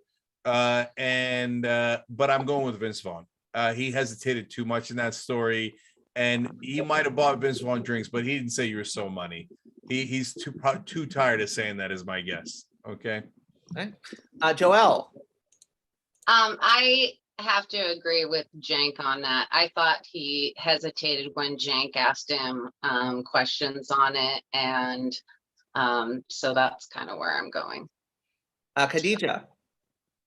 So I'm the opposite of you two. The hesitation made me think he was trying to remember, and that's why he hesitated. So that made me think that one did happen. So I'm going to go with the Street Fight, not losing the Street Fighter as the lie. Okay, Joan. Well, I know you can bribe cops in Mexico. I know that for a fact because I lived in San Diego, California for 35 years. But I think $40 is too cheap. I think it's you need more money to bribe them. Okay. And the so next you poll think is that's a lie. who's cheaper to bribe, a Mexican cop or an American politician? All right, I'm ending the poll. This one is an overwhelming score. We'll see if this is true. Armando, what is your lie? The lie is he never said I was so money, but I did drink with him. He never said it was so money, but Armando did drink with him. And so you get the audience fooled bonus. All right. And so it'll take me about I finally got a point. Yeah, no, I feel so strong that he did, like, that I nailed the exact part of the lie. I'm not saying anything, I'm just saying. All right, it'll take me a couple of minutes to tally the scores for the finals. And so you guys can talk amongst yourselves about those truths and lies for just a minute while I figure out who won or who made it to the finals. I was, oh, sorry. I was going to say, maybe I was right about him remembering the date, but you sure got it on. Vince Vaughn never said that to him. Yeah. I think like Cenk said, I think he was so tired of saying it to people, but he didn't want to say it. No. I thought when Joel couldn't unmute that it was the tarantula walking across the keyboard. No, they are not out of their cages. They're all in theirs. Yeah, there's there's like 45. No, there's probably 45 to 50 tarantulas. There is a stink bug, or there used to be a stink bug. There is a there are 2 snakes, 3 bearded dragons. There is a cat. There used to be a fish. Yeah, there's 2 leopard geckos. Oh yeah. You could have a little bit of a Squid Games in there if you let them all out of their cage. Everybody's trying to challenge me now. Habitat room, so they're in the habitat room. So they sometimes people are given tours. So let me tell you the HUAC story. So when we were 5, my parents said, we're going to this political demonstration, you know, against the House Un-American Affairs Committee. And we're like, what is that? And they said, well, they're the people that won't let Pete Seeger on TV. And we love Pete Seeger. We used to listen to his records all the time. And we're like, no, you're not getting a babysitter. We have to go. And I had a sign that said, HUAC should get 5 cents a day for bubble gum. Why? Because I thought it was a little harsh to completely defund them. And my sister's picket sign said, put Pete Seeger on TV. And people looked at us and they thought our parents put us up to it. But no, we insisted that we had to go. That is the best. Now, didn't Vince Vaughn marry a girl from Calgary? I mean, aren't we tying this all together? Ted Cruz, me, Vince Vaughn, didn't he marry a real estate girl in Calgary? I don't remember, but I did once see him in a sandwich shop in LA. All right. 17. So the winner, the 2 finalists are going to be Cenk and Khadija, both of who got the big bonus for fooling all of the panelists. And so here is how this is going to work. 2 of the auction participants have submitted their own lies to this game. So there's going to be a 3rd truth from both you, Khadija, and you, Cenk. And so a 3rd true thing. It is going to be mixed in with 2 lies. One of the lies is going to be something that I made up. The other lie is going to be something from the auctioneer, from an auction winner. You're going to have to try to sell all 3 of them as though they're all true. There'll be no cross-examination. It's just going to be an audience poll. The winner of this game is which person fools the audience better. So give me one more second to go to my other thing and put this in here. No, that's the wrong thing. Folders for markup. Here it is. So this is going to be, I'm going to send this to you, Khadija, in just one second.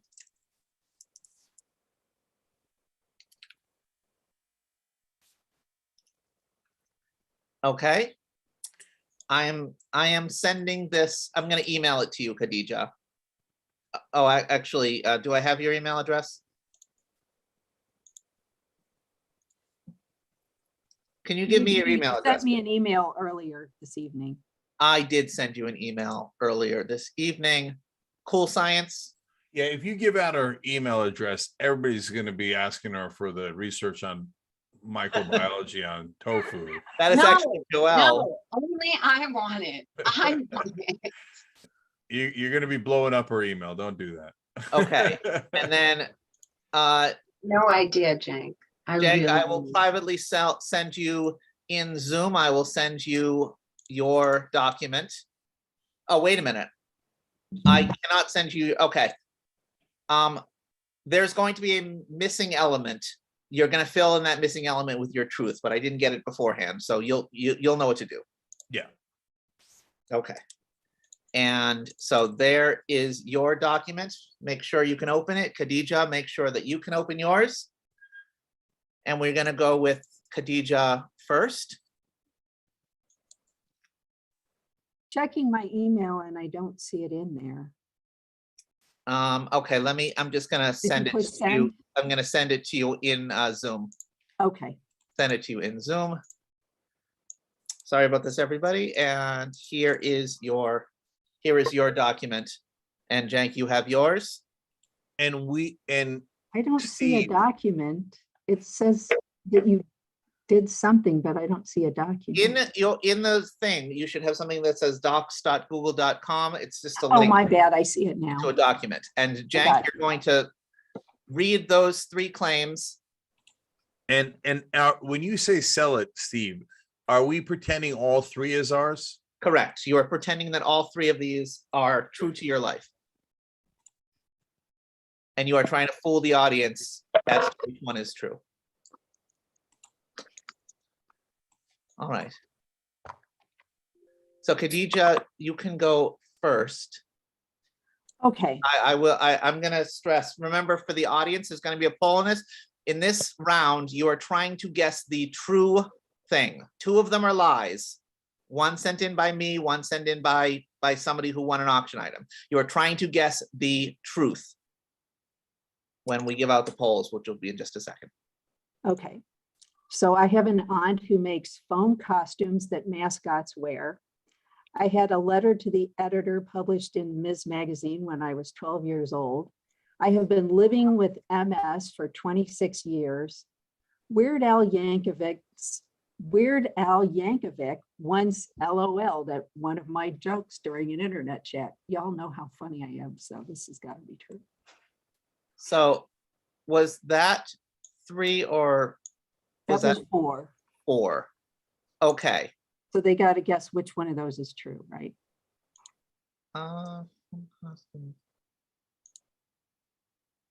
Yeah, I gave you. You gave me 3 and I had the 4th one, right? Did I say 2? Okay.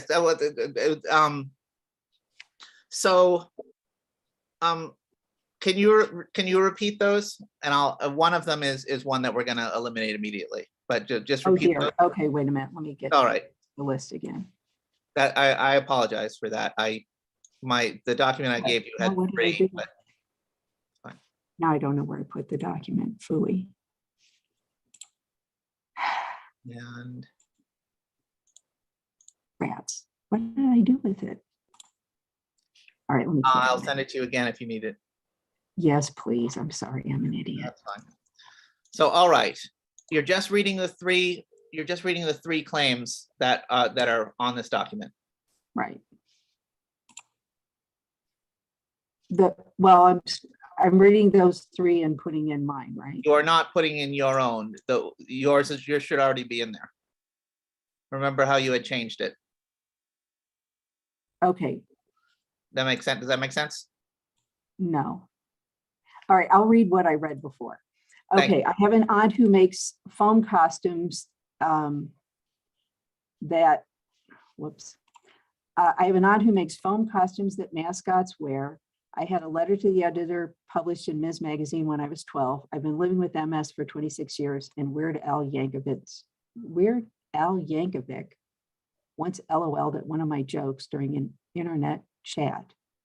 Okay. So we're going to switch this up a little bit. You're going to try to, we're going to do 3 of these things are not true. 1 of them is true. We're going to do a poll with all 4 of them because I don't know what happened, but we're going to do that. And we're going to determine which one of these 4 things is true. And so,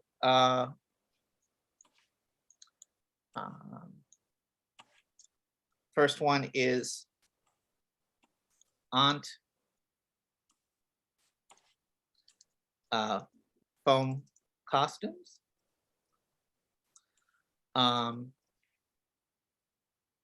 One of them is Ms. Magazine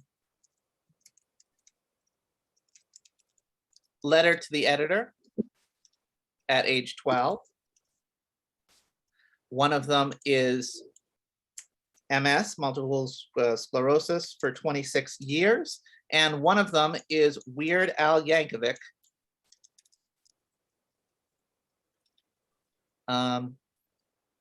LOL'd at joke in chat room. So we have that. Save it. Put it there. Polls. I have to deactivate.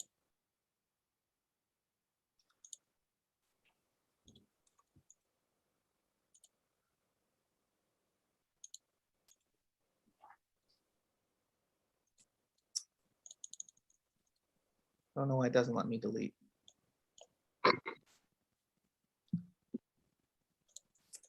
All right. It says that the other poll is share results. Stop sharing. Maybe it'll let me deactivate that way. Apologies for to everybody for this. Ended. Activated. Good. Polls. Launch. All right, everyone gets the opportunity to try to vote in this poll. Remember, you are trying to guess the thing that is true. In the meantime, Cenk, since you are here, I'm going to add something to your document. Oh, I see. Now you're doing a late entrant to try to throw me off. Not a big deal. Not a big deal. I'm a professional. Okay. People in the chat said that they're icing the kicker. Trying to get you to get thrown off with the weight here.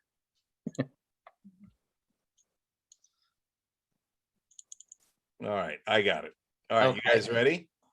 Yes, that is, so we're ending this poll in 5 seconds.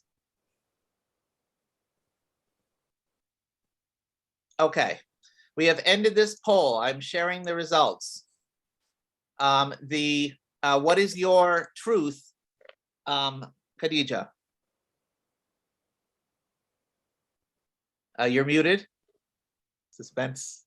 Sorry, my truth is that I did have a letter to the editor published at age 12. Yeah. Truth is that you did have a letter to the editor published at age 12. So 40% guessed your truth. All right. Cenk, you should have 4 items. I do. Okay, you guys ready? Here we go. I once sat across from Tina Fey on a bus. I've got a lot of those stories. A lot of sandwich shops, a lot of buses. Speaking of which, I once had a CIA director come up to me and tell me secrets and then tell me not to share them. I played 300 hours of Animal Crossing New Horizons game, which is deeply embarrassing, both because I did it and because I counted. And as a kid, I thought LMNO was a single letter, because HIJK, LMNOP. And to be fair to me, English was a second language. All right, creating this thing right now. So the first one was Tina Fey bus. Second one was CIA agent. What had happened with the CIA agent? Cenk, CIA director, please. Director told me secrets and told me not to share them. Told you secrets not to share. Third one was the one where the fourth one was LMNOP. What was the third one? It's the Animal Crossing. Yes. And 300 hours of Animal Crossing New Horizons, or Horizon, whatever it is. All right, save it. Great. Put this thing in. Polls. Go to the bottom one. Launch.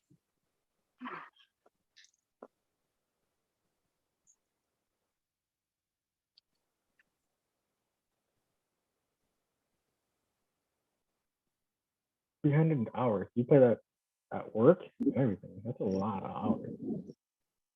A lot of hours. I don't even know what it is about. It is LMNO. You would think there would be separate letters.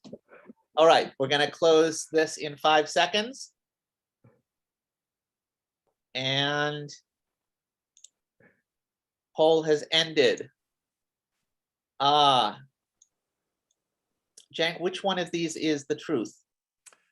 You guys watch the show too much. It's not fair. And then you put it in the chat. Yeah, it's the CIA director is true.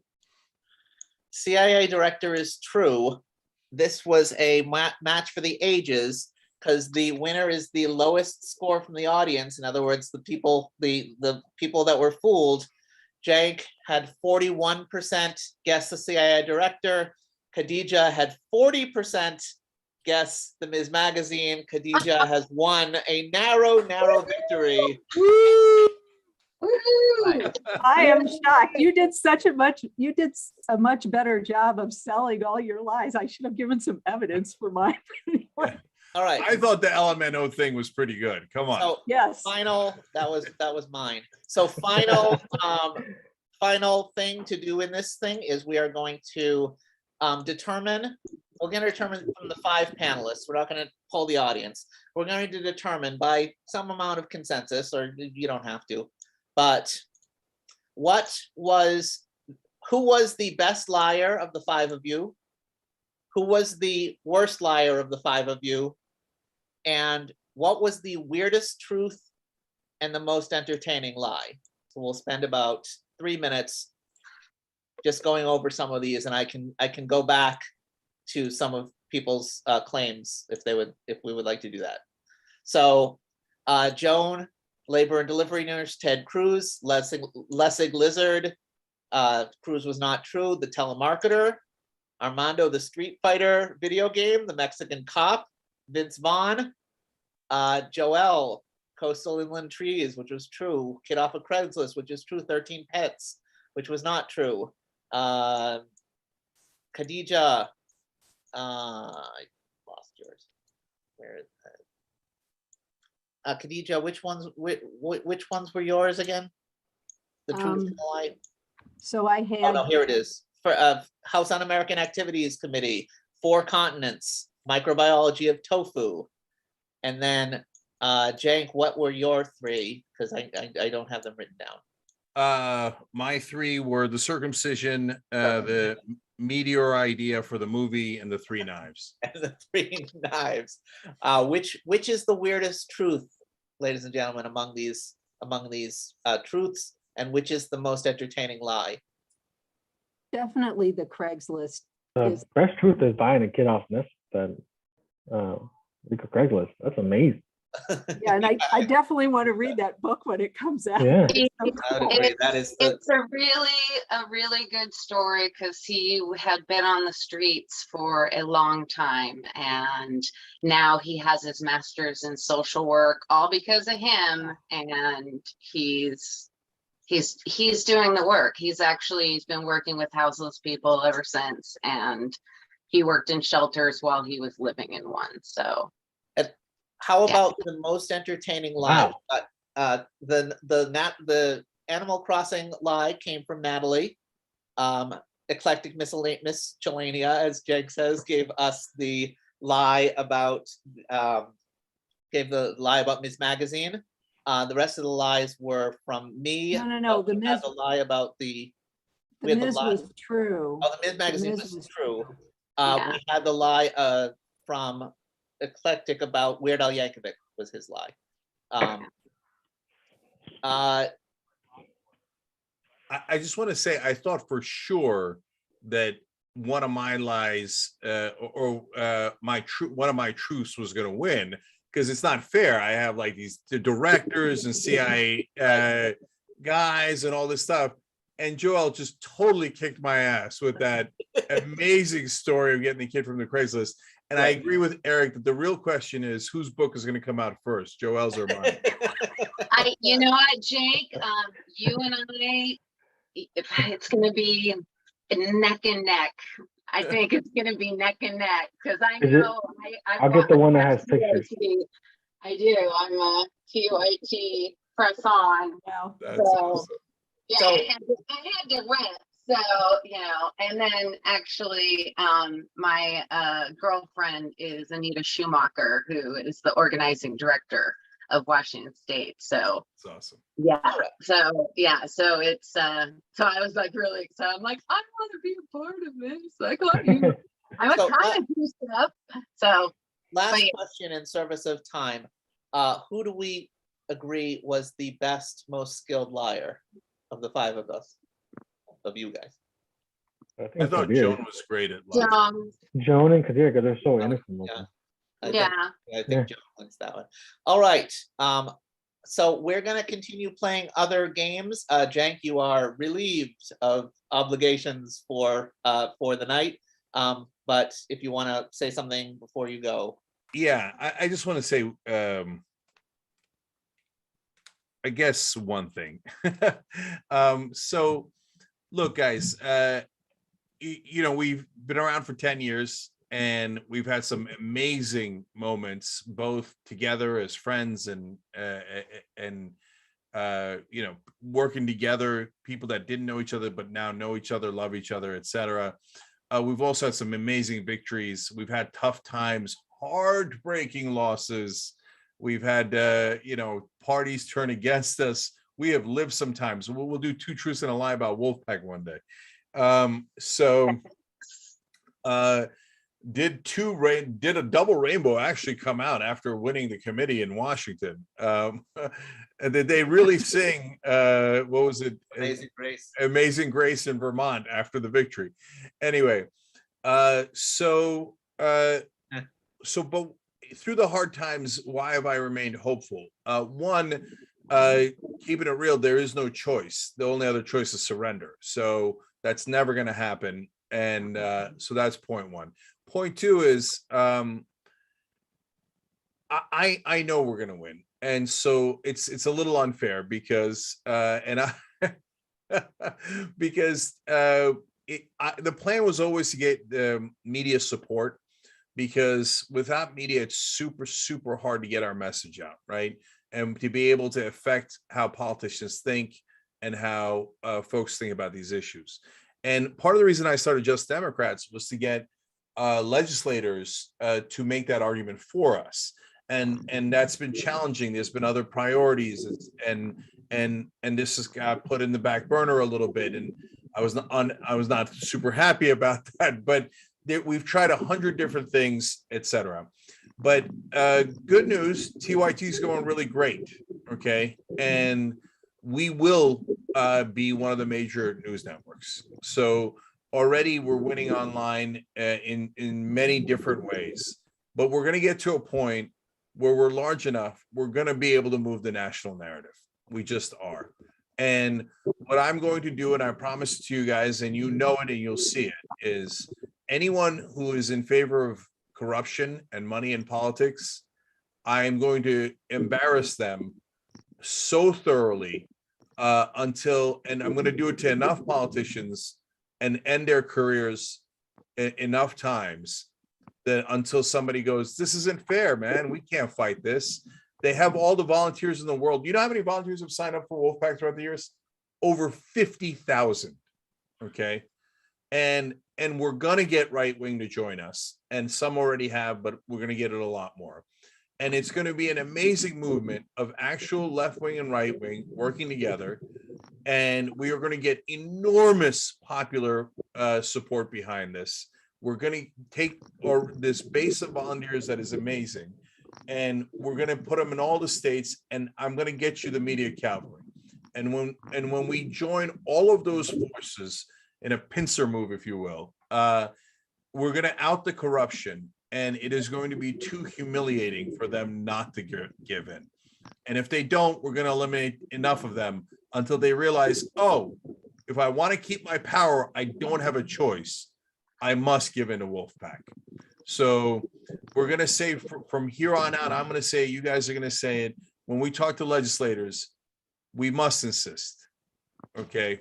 So you might have this reason and that reason, and you got a policy paper from this group or that group, and somebody else called you. That's not interesting to us. We must insist that you be against corruption, because we can't do this without democracy. We just can't do anything without democracy. So we will forever insist, and we will win. Right. All right. I love you guys. Have fun. I don't know if I mentioned this, but wolf-pac.com/go. Okay. Right. All right, guys. Have a Thanks, great Jake. night. Thank you very much, Appreciate Jake. you, Jim. Thanks, Jake. Thanks, Good night. Jane. Have a good night. All right. Thank you, guys. All right. I want to take this opportunity for anybody that wants to do movie clips with me, Steve Geller Music at gmail.com. I'll give you instructions. We have tons of stuff to do. Also, Josh, man behind the thing, can you make Bo either a host or a co-host? He's already a co-host. Okay. While we are setting up for Bo to do this thing, I do a bunch of things here. I'm gonna play a couple of minutes of music of mine because one of the auction elements items is I do a song for you, and so Bo, while you are setting up, I will play a. Oh, Bo, what are we doing? Let's do the Jackbox game of the polls. All right, and so let me find this. Before you go, Steve, I have to say that you undersold your item. It's actually one of the hot tickets of the auction. It has multiple bids. Yeah, wonderful. Let's keep it going. So this is just a couple of minutes of various songs of mine. Bo, when you're ready, just when you're ready to do it. Light of a nameless country before me, I got a fever. And the prescription is not more cowbell. Well, that would be pretty awesome if the sound could make you feel well. But oh well, I'm a believer. In the morning my head will stop spinning. If I can live my life in freedom and dream of a new beginning. Oh, I'm a believer. Oh, I got a feeling. 50 candy, that would be a nightmare. 500,000 pennies. That menu, so that pretty. Okay. That entire thing is going to be attached as a link to that thing. And so, but in the interest of time, we're going to move on. So, Josh, can you make co-hosts or whatever we do of Bill, yourself, Natalie,